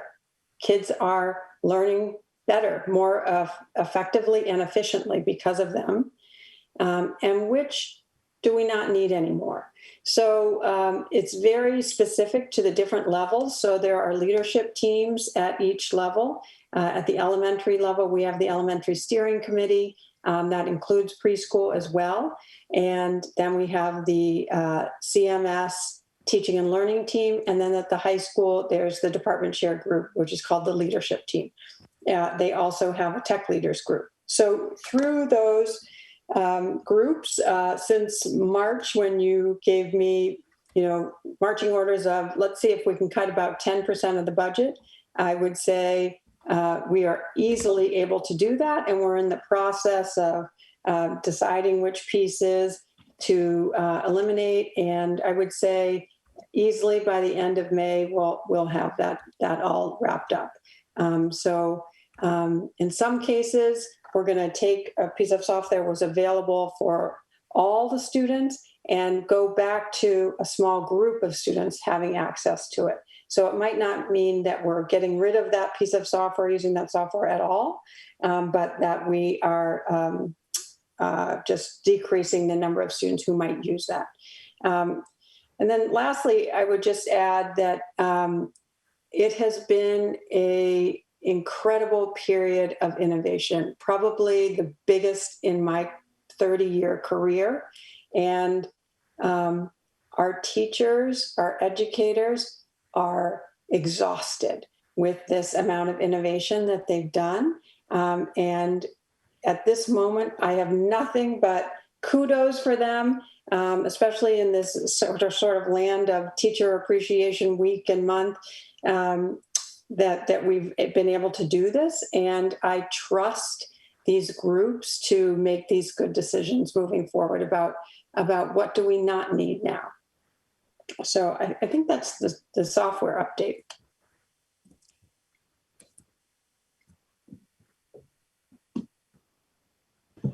Thanks. Are there any questions from the committee members? I have a quick one to start off. Kristen, is the team looking at the balance of what is the best research telling us about how children learn and those memories are formed? That computer versus paper, right? Is the team taking a look at is looking through that lens as you're going through those computer programs, and which ones you're going to keep? Yeah. So there's two big pieces of brain research around learning and what helps learning stick. One is multiple exposures. So, just because a teacher taught something once doesn't mean the kid learned it. Actually, they probably didn't. I don't think anybody remembers how to divide fractions the first time they see it. However, we want those multiple exposures to come in multiple modes. So clearly, in-person classroom instruction, somebody giving you feedback who's a knowledgeable and trusted source right in the moment, that's going to be more effective than sitting at a computer screen, charging through problems on your own, working individually. However, that practice can reinforce what happened with that teacher in the classroom. So I would say multiple modes. But the other piece of brain research that we know about learning is that if you have a positive emotion, if you have an emotion of a feeling of affirmation, like I can do this, when you're in that moment, you're more likely to learn something and to retain it for, we always talk about, 20 seconds, 20 minutes, or 20 years. And we want to get more of the content, knowledge, and skills into that 20 year. So if you have that positive emotion associated with that learning experience, then you're more likely to remember it. Those kinds of experiences are more likely to happen in interpersonal, when you're working with a teacher, for example, in person. So definitely we're looking at the balance and using technology only where it makes sense. And the motor is, for example, writing, right? The handwriting. Is that part of the discussion as well? Because that. Certainly. Yeah, handwriting has been always, I think, will be part of our curriculum. And there's just certain things you can't do that well on technology, even though we did a great job trying. It's just easier on paper. So, Kristen, if I may, these were very unusual circumstances. Learning and learning from the pandemic. I'm looking at. There's definitely a difference between younger children and older kids in high school, and we're looking at as we are going to visit colleges. We're looking that some of the universities are actually holding on to recordings and pre-recorded lessons. They are leaving some of those note-taking devices, opportunities for students to have that accessibility where they can focus on listening, taking their own notes, and then going and being able to review it later. So schools are also looking at this and trying to include as many ways that they can support different learners. Is the region looking at that? What supports to leave and one more thing. around emails. If we're reassessing what happened in the pandemic, how we can teach our kids around usage of emails. Sure. I'm glad you had just one simple question there. So the first part of your question was around, basically what I would call the flipped classroom. So the idea is that, maybe 50 years ago, you would go to class, and you mentioned college classes, and you would have a lecture, right? And you would take notes during that. And then you might go home and practice from that work. So you might do some more reading, you might do some writing in response to what you heard in the lecture, you might do a timeline. And the idea of a flipped classroom is that you do literally exactly the reverse. So a teacher would make a video, and we certainly have done a lot of this. We have multiple tools for doing this right now. The most popular is called Screencastify, where teachers make a video, and then kids watch it at home for homework. Sometimes it's the asynchronous part of their lesson at the high school. And then the class time is actually the time that you practice whatever that is, because then you can get feedback from the knowledgeable source, who is the teacher. So if you watch the video about how to divide fractions, but then you come into class and you actually practice dividing fractions with that knowledgeable instructor there, it seems a very effective way to learn. So I would say that is definitely going to stick with us. And the way I know this is because we have a ton of professional development over the past 15 months on how to do it. And we have probably 200 educators in our 500 educator system that have taken the classes specifically on how to do that. Email is just a dirty word. I mean, but how do we effectively and professionally write email, address an audience, and so forth? We had a writing committee, a pre-K to 12 writing committee 2 years ago, and that was certainly part of our task, which was to identify the format, the audience, and the tone that you would strike in writing appropriate emails. I think that was what your question was. Not so much. I'm actually more interested at the region side. I'm more interested because the kids, they can put an email together. I mean, it's wonderful to have some guidance and some structure around how to write it. But I was more interested in learning if there is, if we're developing those executive function around email, usage of email. And the reason why I mention this is because as we were doing our applications with my first one, and, again, I'm a school committee parent, but I'm, the only way that I have a window into what happens is through the kids. The new generation, they are using so many different methods of communication, and they not necessarily understand the importance of email. Colleges were actually scanning which students have the maturity for certain programs, or they were opening certain scholarships or programs to students that reply between 24 or 48 hours. So it's a very interesting concept. The higher education is using tools that are so sophisticated to sort of like weed out our kids and, to kind of figure it out who goes where. And not necessarily, the kids, and the email boxes, they swell up with so many different things. The college application stuff comes in from different sources, and then you have the reminders about homework or the reminders that they have submitted something. So, so it's like how that infrastructure works on the email side. Do we have a better handle of it now that we had to really use it,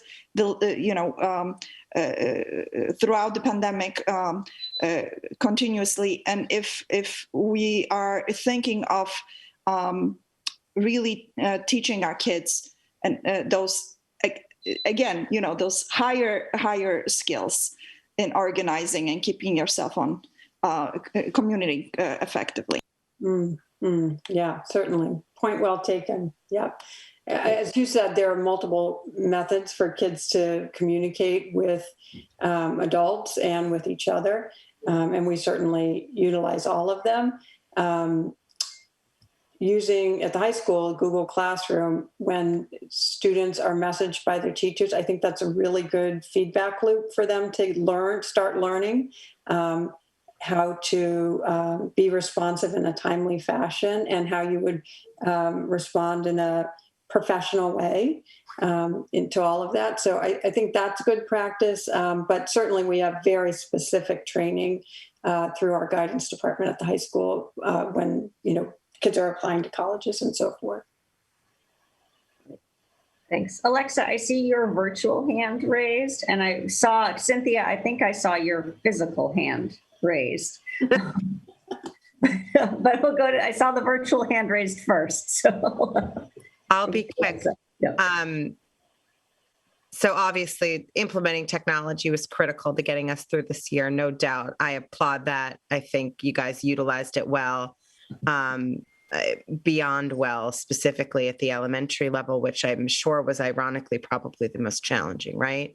My question is, so the committee that you've sort of gathered now where we're examining all the stuff we put in our bucket for COVID and we're starting to pare it down, will that be a long-lasting committee that continues to engage year after year, long after, God willing, COVID is kind of in the rear view mirror, so that we are continuing to evaluating, this isn't really working, or we don't really need this, or you know what I mean, Kristen. Yeah. Is this going to be something that we that stays intact, I guess? Yeah, so we have formed a small committee of all the tech specialists and a few administrators. It's a very nimble group. Peter's on it as well, to look at software. And so we put every piece of software, including all the ones that we're currently using, through 5 filters. The first is, what do they do with our data? So what do they, student privacy data. We've joined a couple of organizations that help us look at, is this a group that sells the information, all that kind of thing, so that we know right away if we can or can't use it. Similarly, we have a way that we can check for alignment with Massachusetts curriculum frameworks to make sure that whatever that piece of software is aligned with the content that we're teaching in the Massachusetts schools. Thirdly, we are looking at what we call cross-platform compatibility. So is this tool going to work with all our other tools, especially Seesaw at grades K-2 and Google Classroom grades 3 through 12. And the fourth one is that we have found and have joined several organizations that look for cultural competency and anti-racism. So they have teams of experts looking at all the reading passages, for example, in a reading piece of software, all the history sites, all the maps in a geography piece of software, so that we make sure we have anti-bias in our curriculum and positive examples in our curriculum. And then the last one that we do is this worth it in our budget? So we have a finite amount of money that we want to spend on this. And if we, we want to bring something in, because of course there's always new pieces of software. We have a process to pilot something. Usually the company would give us for free. But then we have to anticipate that we might buy it in the next budget cycle, which means we need to get rid of something else. So that is all that balance and trade-off. So yeah, that committee will stay together and stay small so that we can be nimble as educators have ideas of what we want to use. Do you ever, just in that committee, are there ever kids involved, like getting feedback from the kids? Yes, this is awesome. No, this stinks. Yeah, I mean, that's a larger conversation, but we have a about 12-step process, which is our pilot process for anything, any piece of curriculum. For example, we used it really widely when we adopted the everyday math program. It took us 3 years because that's a pretty big program, or the FOSS science program that we also use K-8. So yeah, but that applies to software as well. Okay. Yeah, I'm thinking like involved in 6 that. to 12. Yeah. Okay, cool. Thanks. So do you expect to come to us with further cuts for the 22 budget? We are well on our way. I would say we probably cut at this point 25%. Okay. Well, yeah. And you expect to have that information? Is that the June 1st on this memo? Is that what you're talking about, Cynthia? Yeah. Yeah. So would you be able to come to that in July? There's so much going on. I don't want anybody to commit to anything in June. So. Yeah, certainly have the list because we start doing the ordering in July. Okay. And it's so iterative, it's going to continue. So we can bring you another status update before we get out of school and what the summer is going to look like. But yeah. It's going to be, I know how busy everything is getting. So I just want to set reasonable expectations and not have people have this, there's just so much else to take care of. So thank you for that. Okay. If there are no more questions, then we can go to the 5-year plan. Yeah. So I apologize.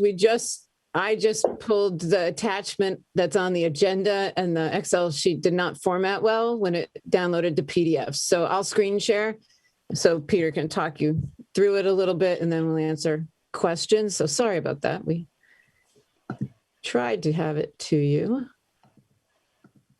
So Peter, I'll turn it over to you. Great. Hi, everybody. It was intelligible. Okay, good. So I know you're going to have a hard time reading the anything on the spreadsheet here.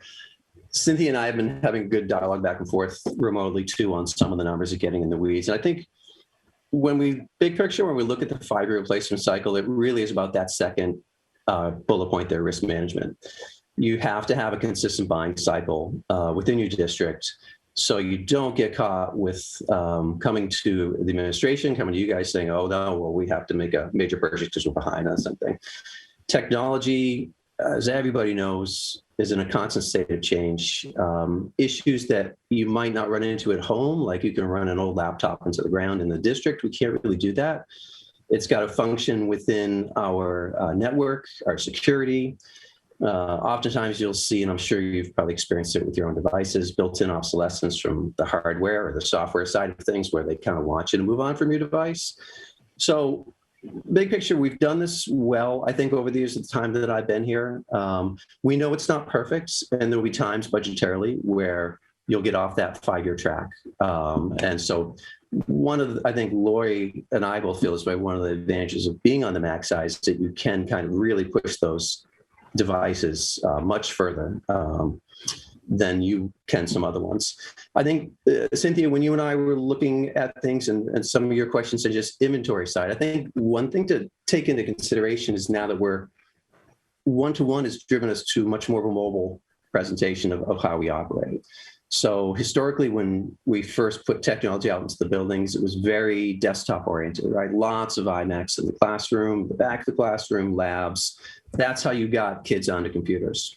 In a one-to-one environment, that's not what we do anymore. We have obviously a device for student and staff together for them to use.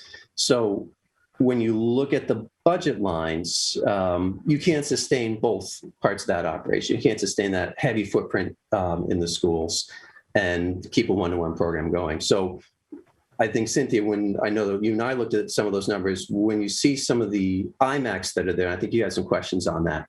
A lot of the iMacs, certainly they're not part of the buying cycle anymore.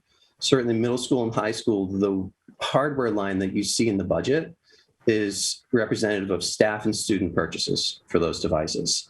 And the iMacs are no longer included. So when you're, say, in the high school, and you've got a lab, digital arts, where you need a little more horsepower, you need something a little stronger. Those we now look at, I think, is more isolated events where they come up and we say, okay, this program needs a refresh, and we're going to look at that, and we bring that to Lori, the administration, for a decision on that. So I think that's the biggest change, I think, looking backwards, you see in this replacement cycle. I mean, Lori and I talked when she first came on board and really what the notion of one-to-one means with hardware, and the idea that, well, you can't sustain both purchasing, but the iMacs became somewhat redundant. We were very heavy in the classroom with iMacs and in the labs back in the classroom.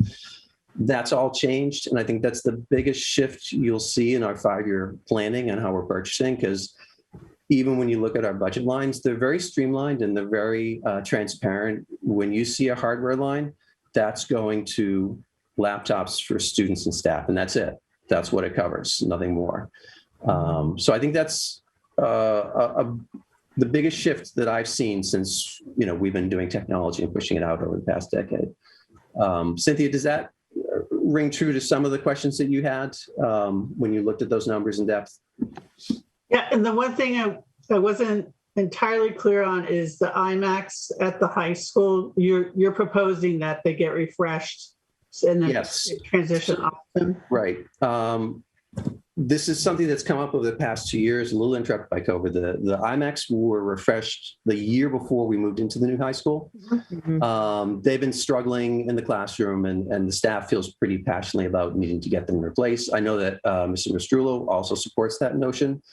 I think the bigger picture, and Laura, you can certainly comment on this, this might be a last transitional period where the classroom iMac is the focal point for the teacher, because as we remain in this one-to-one environment, that really is something that it's unsustainable from a purchasing standpoint. But again, if one-to-one means that a staff member and a student both have a device, that's how we're teaching and that's how we're organizing the technology program. Yeah, because it also untethers the teacher from the front of the room, which was very COVID friendly, but not our long-term vision, I would expect. So that'll be a piece we're transitioning towards, is refresh these once and then look at how we want to wean off of them. I left a previous district where we didn't buy the desktops anymore, and it's a transition, but it's one you can do successfully. It's a decision we'll look at as well with the new middle school, because as we have not, in the middle school environment, we have not been updating the iMacs that are still in the classrooms. I think a lot of staff have transitioned to their laptop, but that's, as we look to how the new middle school will function and the classrooms will function, that'll be a decision that will present itself as well. Yeah. I mean, do the staff not use their own laptops out of habit or because they're not good enough? Habit, yeah, for sure. That's how we designed the program. A decade ago when we started pushing technology out to the buildings, it was a vision of what was the 21st century going to look like in the classroom. And we, the ability to push technology out was easy, and we were ahead of curriculum. And that's appropriately flipped now. And Kristen and curriculum are dictate and drive what we need in technology. That's where it should be. But the early days was very heavy footprint. And the station that the teacher used was the active board in the iMac. And so there was no expectation otherwise, even with a laptop that they had. Right. And I would just say it's sort of, we buy very good hardware for our students and staff. So to have another additional piece of hardware that needs to be maintained and taken care of, and it's, I kind of think if we're making this MacBook investment, we should be not having iMacs in the classroom. I can definitely see them for a lab or, we buy them so they can run publishing software and AutoCAD, those kinds of things. But I just, maybe you can go back to and think about, if the teachers are really, really uncomfortable, I guess I get that.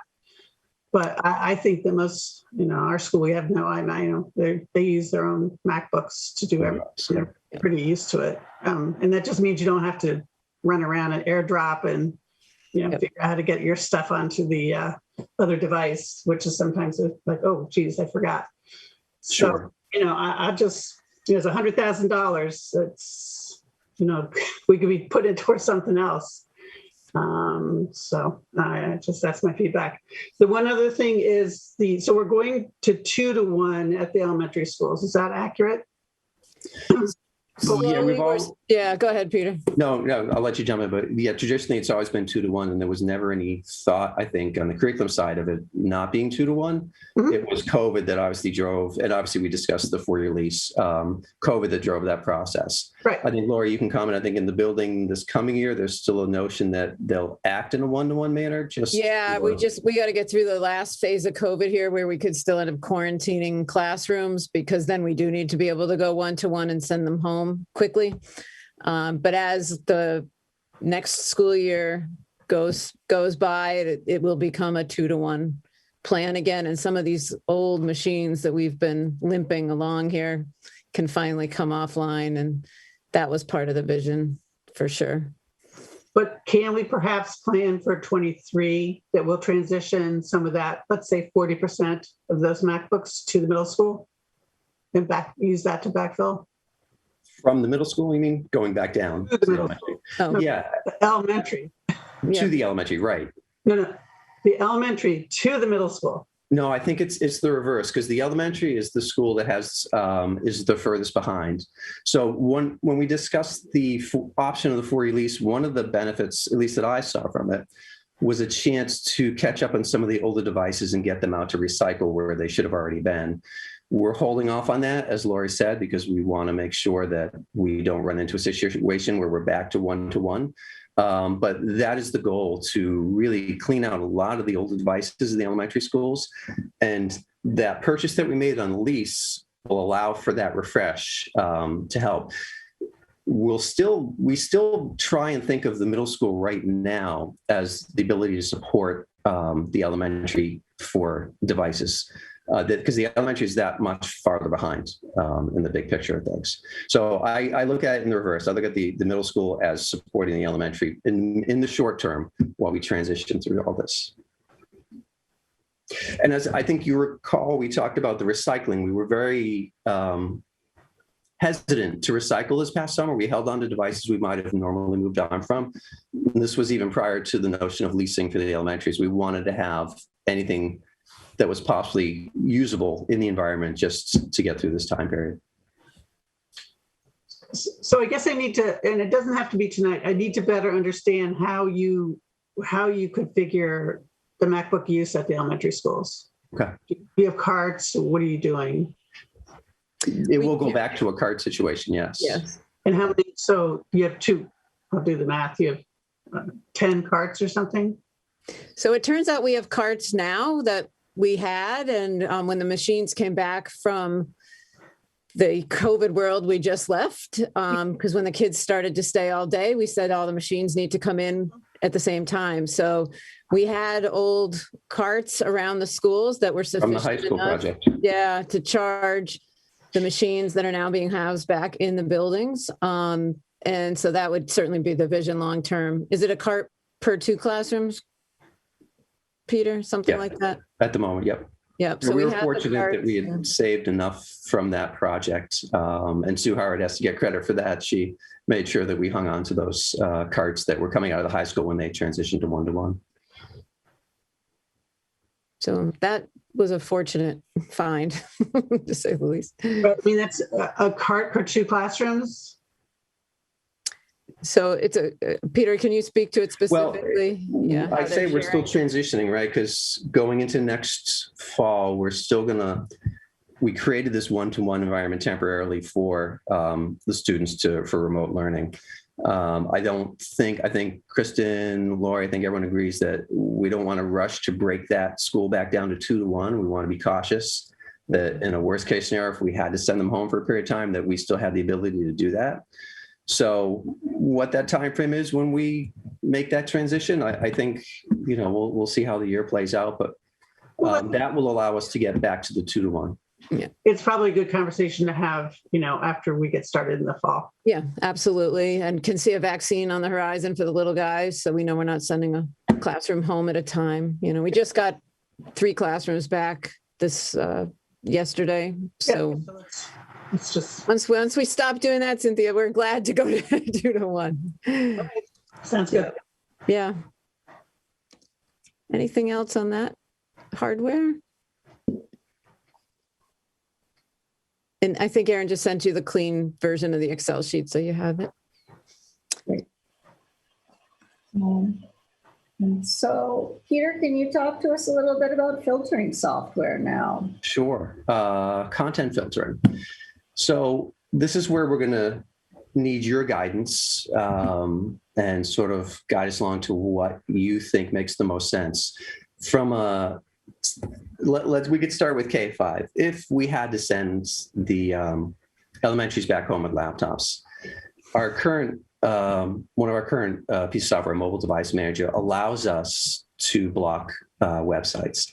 It would never work for middle and high, but for the elementary, because they have a limited subset of websites, you could do an allow list only. So that's an easy one to just sort of quickly take off the board if that were to come into play. For middle and high school, you need to, I'd say when we first did one-to-one, the pilot program, we had a program on the laptops 6th, 7th grade where we filtered their traffic back to our firewall in the school. It wasn't very successful for a lot of reasons from the technology standpoint, and it's a security risk to open up that port outside to traffic. But I think one of the big takeaways from that, as I recall, it was communication and messaging to the parents and families. There was great confusion as to what was going on, and there was concern about privacy and were we tracking what the kids are doing, and none of that was happening. But I think the takeaway was that the messaging wasn't good. So whatever guidance, whatever form you would like this to take, from a technology standpoint, really easy. We'll need a third-party piece of software to make it happen. And average cost in that, we did a little look around $4 to $5 per device seems about where it is on average. But it's what you would like. How would you envision that happening is what the feedback we need from you. The device itself with Mosel, which is on that sheet, we can control applications on it. If, messaging was an issue or FaceTime, things like that, we can shut those down individually on the device with that program. And then the content filtering is a separate piece where that has to happen via third party. But it really is about, I think, when you guys think about this and discuss this, the messaging that goes out to the families is probably the most important part. From a technology standpoint, this is very easy to do. So there's no heavy lifting here, but really the intent, what you're going to put out to families to say, this is what's happening and this is what we're doing. I think that's the most important thing. So I'll just weigh in. I think you've made it you've described things very well. So there's sort of two pieces to this: filtering what they do with a web browser, and then disallowing certain applications or all applications that aren't school approved. The web browsing piece outside the school is a very difficult thing, and does get confusing. Actually, what is going on, because kids are like, I can't do my homework, I can't go here, I can't go there. When at school, that's not such a big deal. But the other piece, not allowing non-school approved applications to run, I think would be important, because we just allow what the students need to use to do their work in school.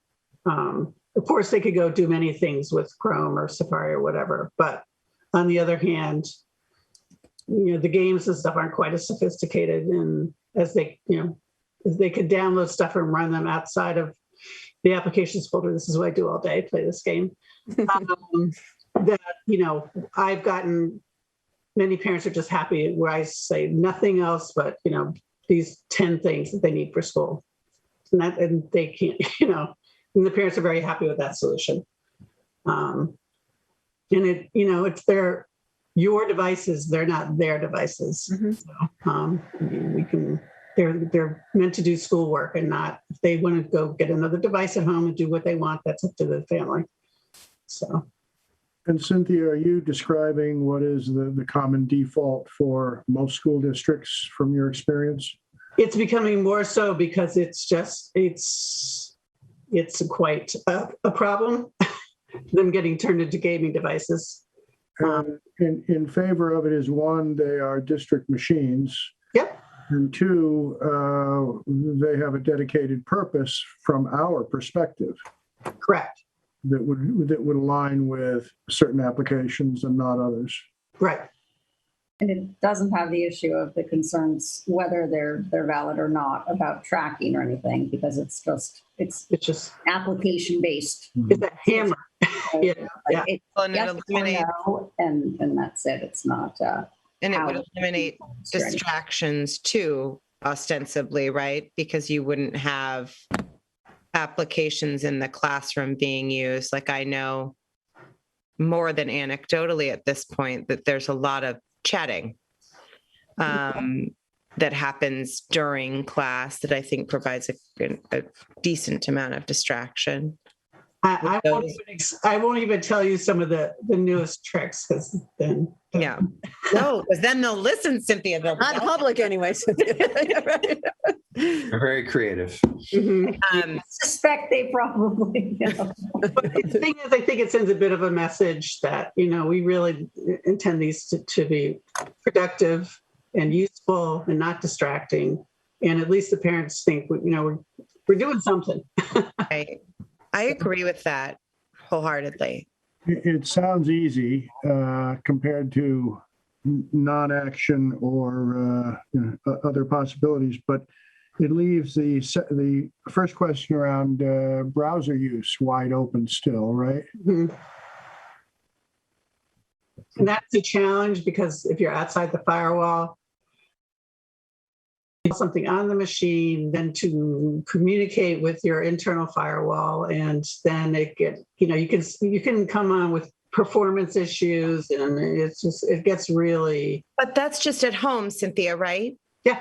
Well, that's what we have a firewall in the building. Right. At home, when we tried this a decade, when the one-to-one started in the middle, there weren't quite as many options. There's some really great options out there for device filtering when you're not under our network.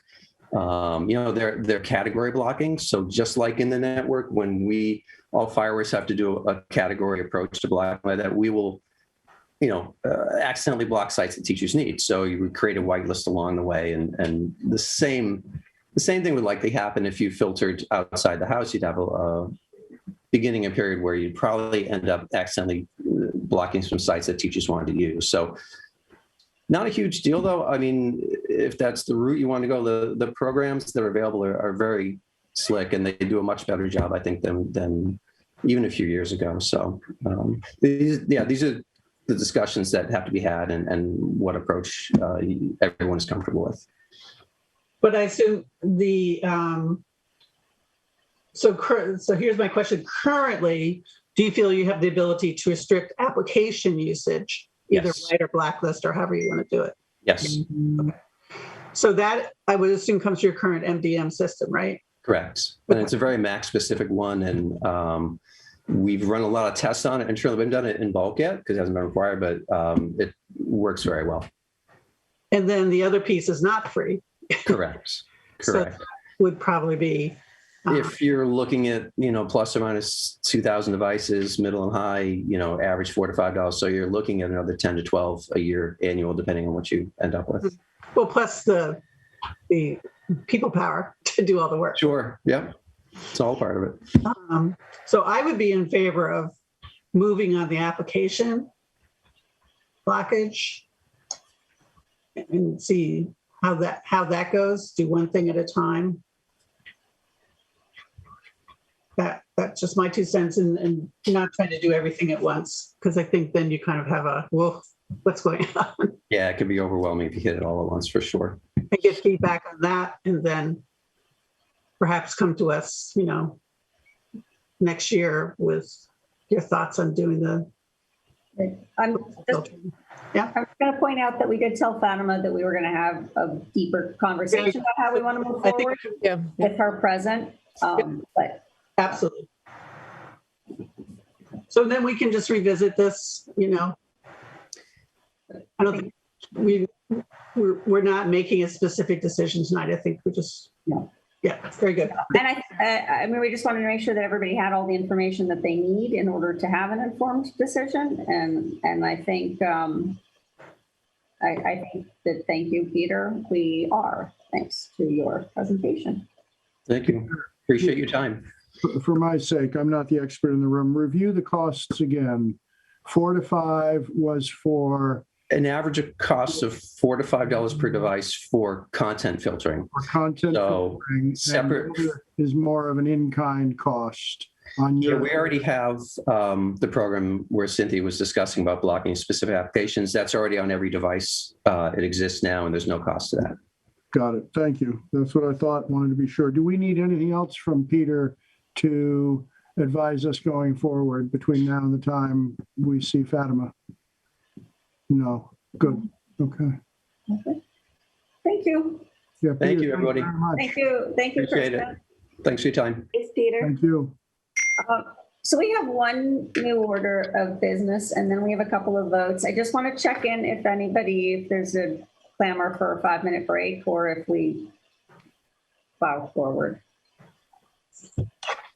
I'm looking at our agenda, and I'm going to take a guess that we've got about, because we're familiar with some of this, probably no more than 30 minutes, Sarah? I think that's about right, but I understand that it's 8:20. We've been here since 5 also, so. 2-minute break? Yeah. I'd say just do it. Yep. Go. Just go? Everybody's good to just go? Okay. All right. Be back. Jared. Oh no. Oh, I thought we were going to just keep going. The other just go. Okay.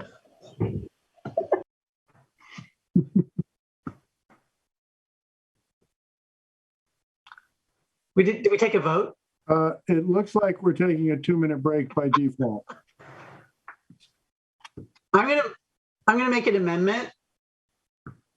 You have a quorum. Oh my goodness. I'm going to go get my glass of water. Okay.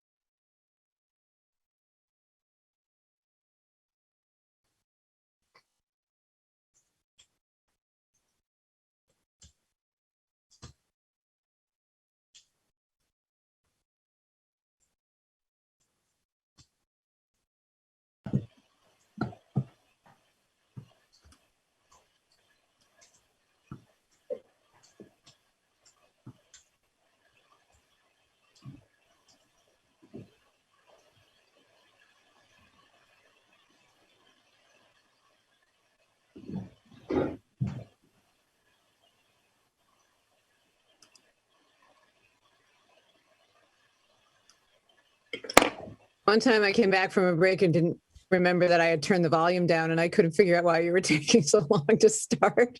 And you had. I'm like, oh, I didn't miss anything. No, you didn't miss anything. I guess I got lucky. Panicked a moment there, like, oh no, it did start. Okay, we're all back. Hi, Jared. Winnie, quiet. Sorry, dogs got all excited for my break. Not for the capital plan? No. Yeah. Oh, they love that too, Jared. Don't worry. Of course. How could he not? So I guess I can either share my screen, or I know that you have, I sent this out on Friday, so I think you guys probably had some time to digest it. I'm also going to ask Russ Hughes and Ian Rames to turn on their cameras. They helped me on this 5-year plan.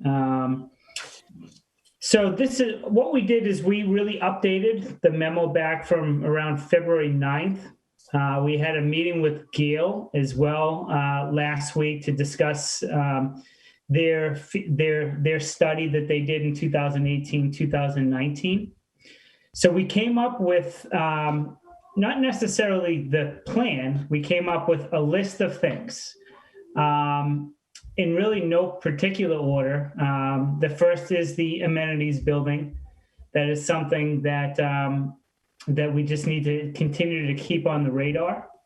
One of our suggestions would be, if we are going to pursue this, we do need to get a design developed before we can start applying for any waivers on the bathroom situation. Next is the access road and paving and lighting for that. We estimate that we can probably continue with the patchwork for another 2 to 3 years, but this is something that we certainly need to keep on your radars. And hopefully we can get 3 more years out of this. And then the lighting situation is just a safety situation there, or to improve safety. Other possible needs would be, honestly, a campus tractor. This would greatly help out our maintenance team. It would continue to reduce contract services. We would be able to get things done on the fields much, much faster. So that's something that we put on our list. I put the tennis courts resurfacing on our list. This is more of just a maintenance item that we'd like to do. I think I even brought this up last year. It was on my radar. This is something that we do have money in the athletic revolving account to do that. I know that you all know about some of the private fundraising that's going on with the tennis courts. Nothing is imminent. Everything will need to be approved by school committee, and we'll bring that forward once we have more information on that. The track, we put the track on this list as well. We did meet with Aaron Jonkis. He actually helped out with this list as well. This would possibly be funded by donations, so we wanted to keep that. And then other possible uses of the landfill that was in the campus advisory report that is linked to the memo. So I'm happy to answer questions. I know this is probably first of many discussions. Do you want to talk softball field a little while we're on the big picture, and then the vote's coming up, but maybe just highlight it, and we've already put the history in? Yeah, so we worked with Gail on a bid. I'm just going to pull that up really quick. On the softball drainage situation that's going on. So in the memo that I sent you all, we did take some pictures of the drainage. Oftentimes after a rainstorm, it's just not playable. We've had to cancel games, move games, etc. So we worked with Gail on a bid, and actually the bids came in significantly. The lowest bid came in significantly lower than we expected. North Turf Inc. around $36,000. But really, right now, it's just a safety issue, something that just has to be addressed. The water develops, as I said, the field is oftentimes unplayable. But other times, other things that are happening is ground balls. They're not true ground balls. They're coming off the bat, hitting the ground, and they're gaining speed. So it's certainly a safety issue, with the clay that's on there. Russ, what am I missing as on the fields?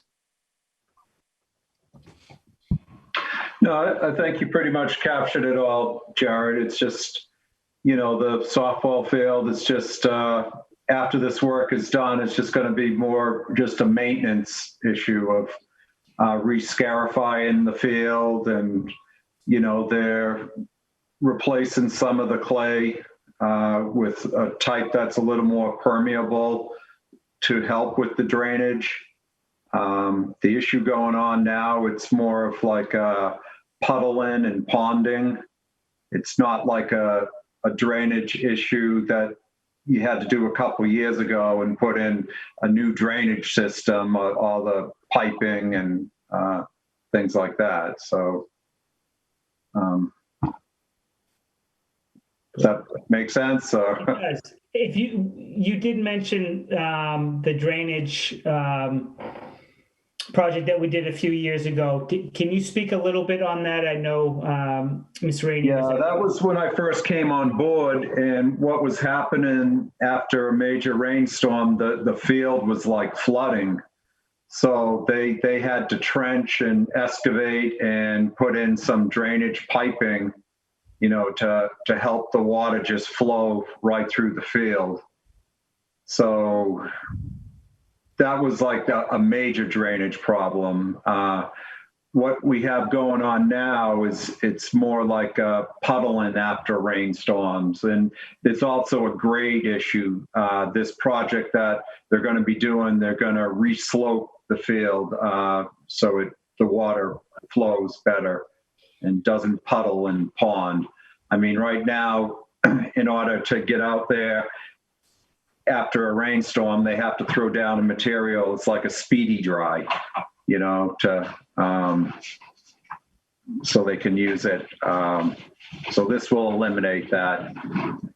And as I was saying, then it becomes a weekly maintenance issue too, that they have to re-scarify the field or the turf, and we have the equipment to do that.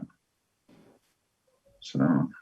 I believe in a meeting, it feels like 5 years ago, I think it was about a year and a half with Coach McGloin, and she said it was definitely related to the clay. It's the wrong stuff. It's basically what she said.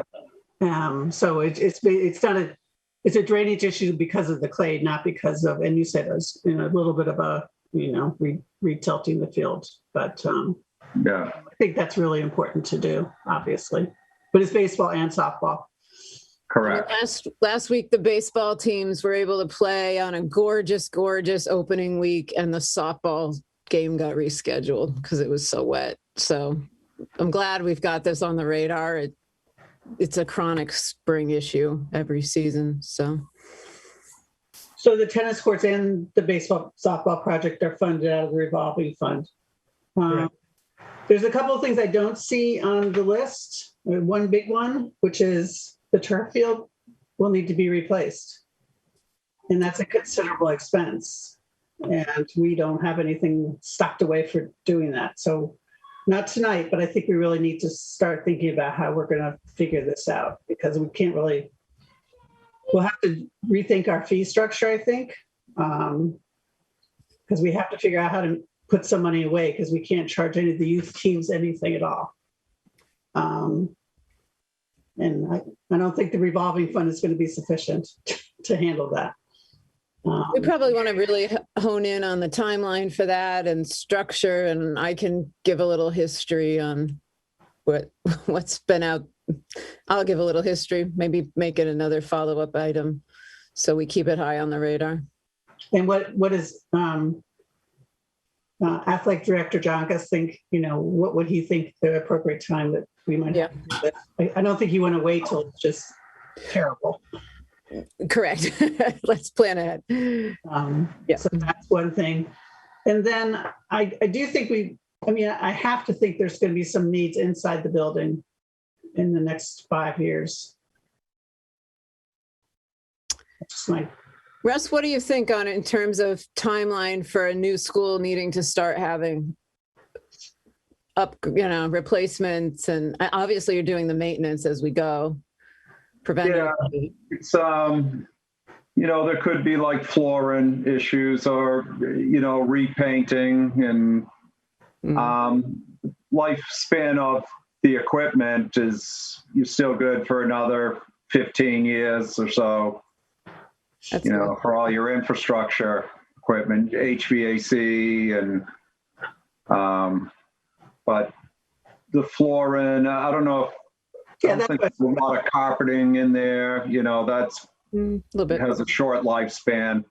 Yeah, that's what I was talking about. I truly hope that the system's good for another 10 years at least. Yeah. One of the things that we do, and we're going to add, we'll certainly pay special focus to the high school now that we are preparing some sort of plan, is every summer, Russ and Tim and the head custodians walk the buildings, and we have a checklist. We'll have a checklist, and we'll start writing things down. I know we did that in the past. This summer kind of threw it off a little bit, but sort of a checklist on certain things that like a capital or preventative maintenance checklist. So we'll certainly do that for the high school this year over the summer and bring that back.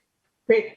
And I have something to add to that too. So there's one unusual kind of situation with the floor in the gymnasium when we had the fire 2 years ago. There was some damage there, and the damage is expected to shorten the life of the gym floor. But we did receive a settlement from our insurance company, so we do have funding to support that replacement in the future when it does happen.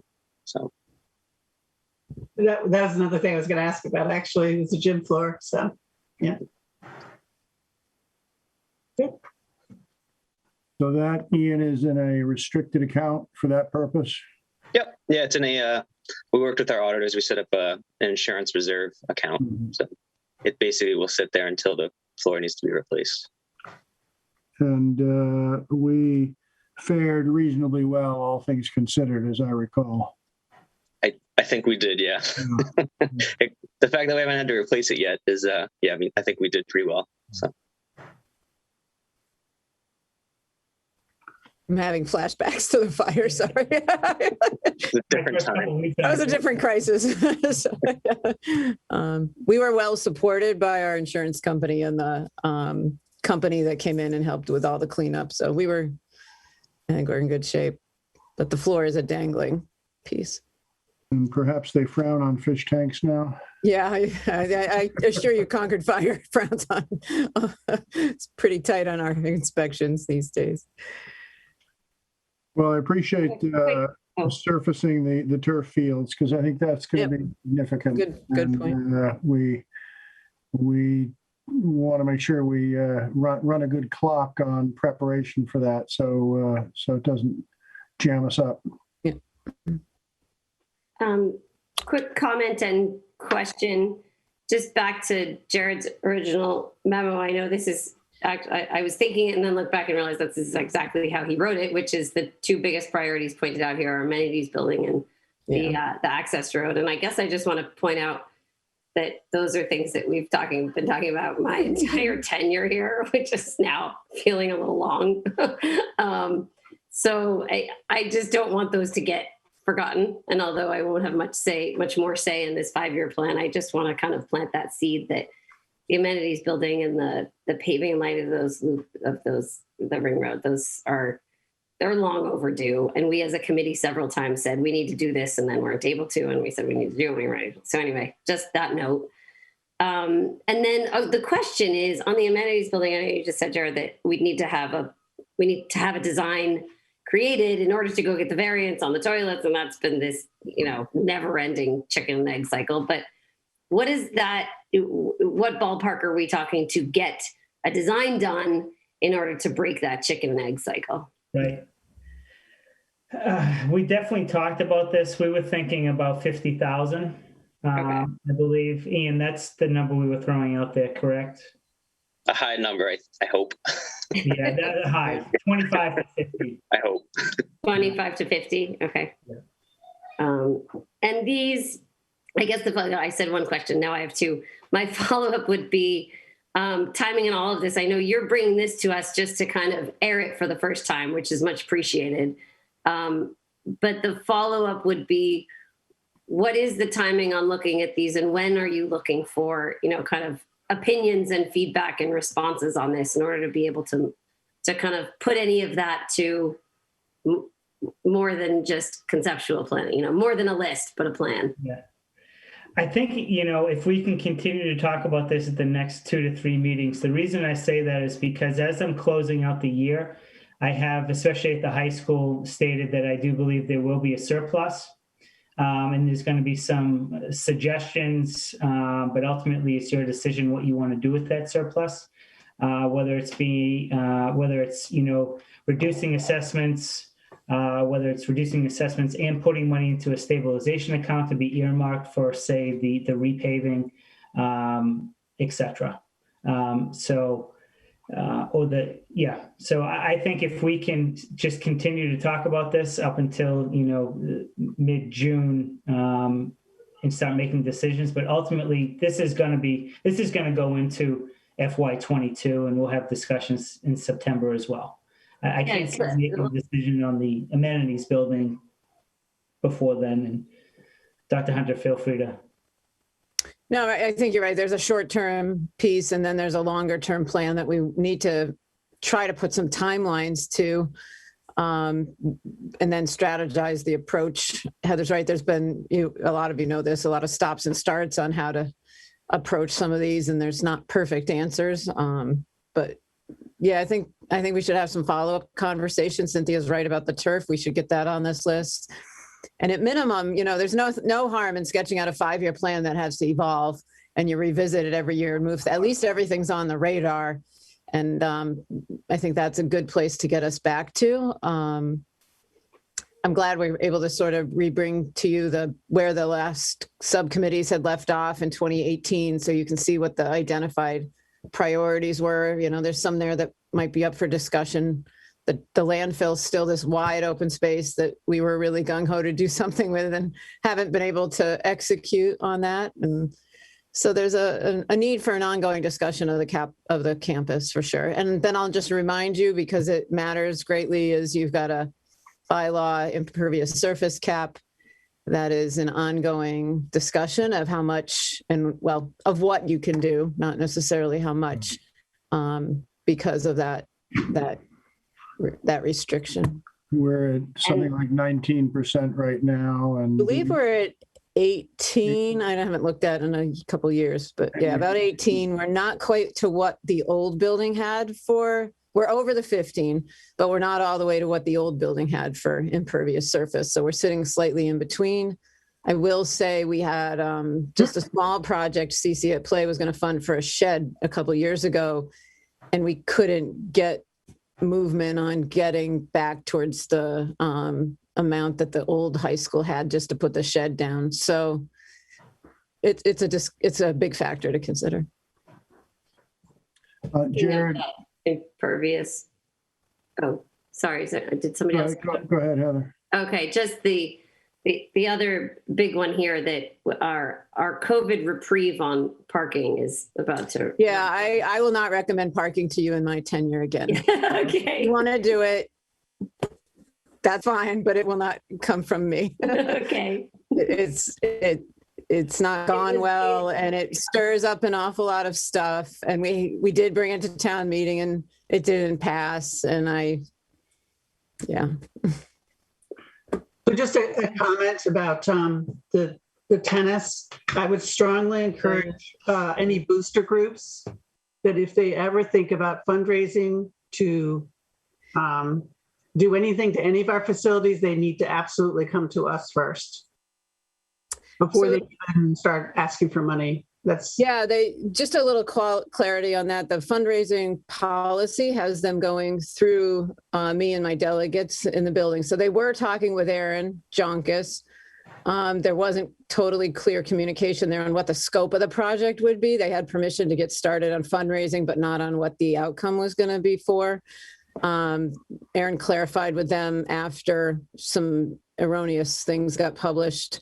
And that's why you can see the list here is scaled back to, what does it say, Jared?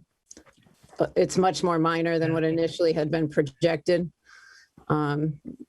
We agree, Cynthia, it needs to be within a scope. But I think just for transparency and communication and be sure everything goes well, I think the better approach is to come to us, with their initial thoughts, what they're thinking about, what they're proposing. We had some mixed communication going on there. I'll leave it at that. So yeah, we agree with you. We don't have these incidents. So, okay. All right. So we'll follow up, huh? Yeah. Okay. Good. I think then we can go to our action items. Did we just need to note or vote that we're going to not talk on the trips? Yeah, we do need to note that. Thank you. I don't have to vote. I think we have to vote to move it to the next agenda. To move it. So I'll make a motion for both committees that we defer our CCHA trip, actually for the regional committee. I don't know. It's the joint agenda. So for both the committees, that we defer our CCH trips discussion until our next meeting. I'm going to ask. We're not going to discuss it until after the summer, right? Okay, that we defer my motion. A later meeting. Rescind that motion. I make a motion that we defer the CCH trips conversation until sometime in the future. Second. Roll call. A discussion. Roll call. Yeah, just my only comment is we're going to bring you a comprehensive plan. We're going to get ourselves organized on trips. Many of you know where we left off over a year ago. We're going to get it all tidied up and talk with you. Before we talk about any individual trips, we're going to talk process. So more to come. Great. Anderson, aye for both. Booth, aye for both. No, aye for both. Mustafi, aye for region.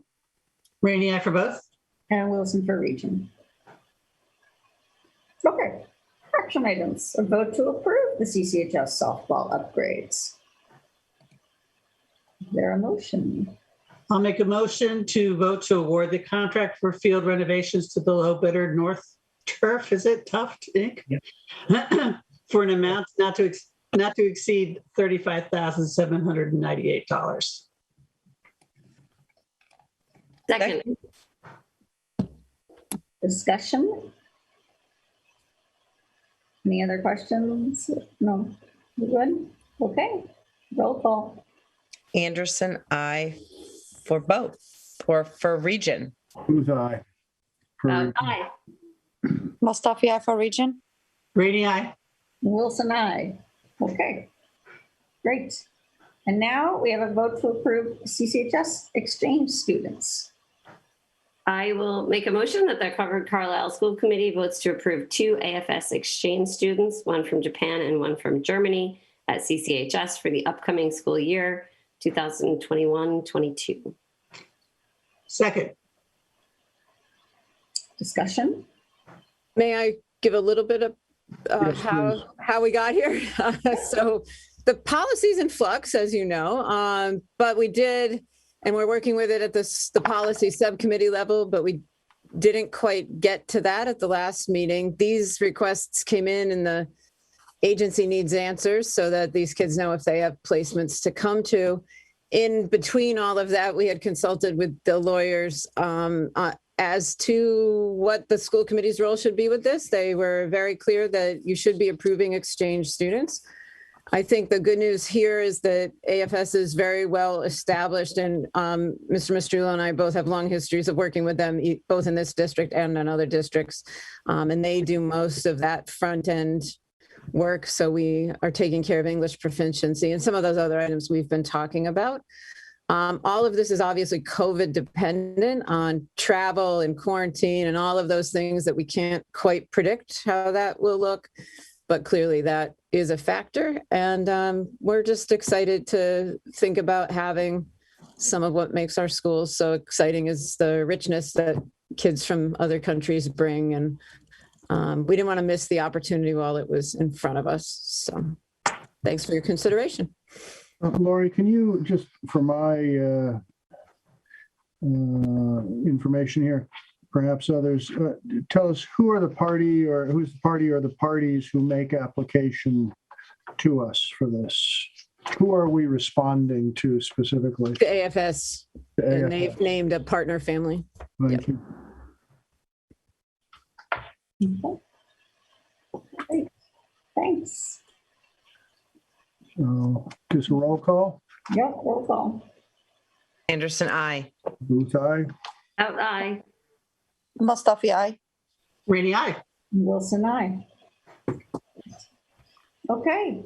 Our motion to adjourn. So moved for both committees. Mhm.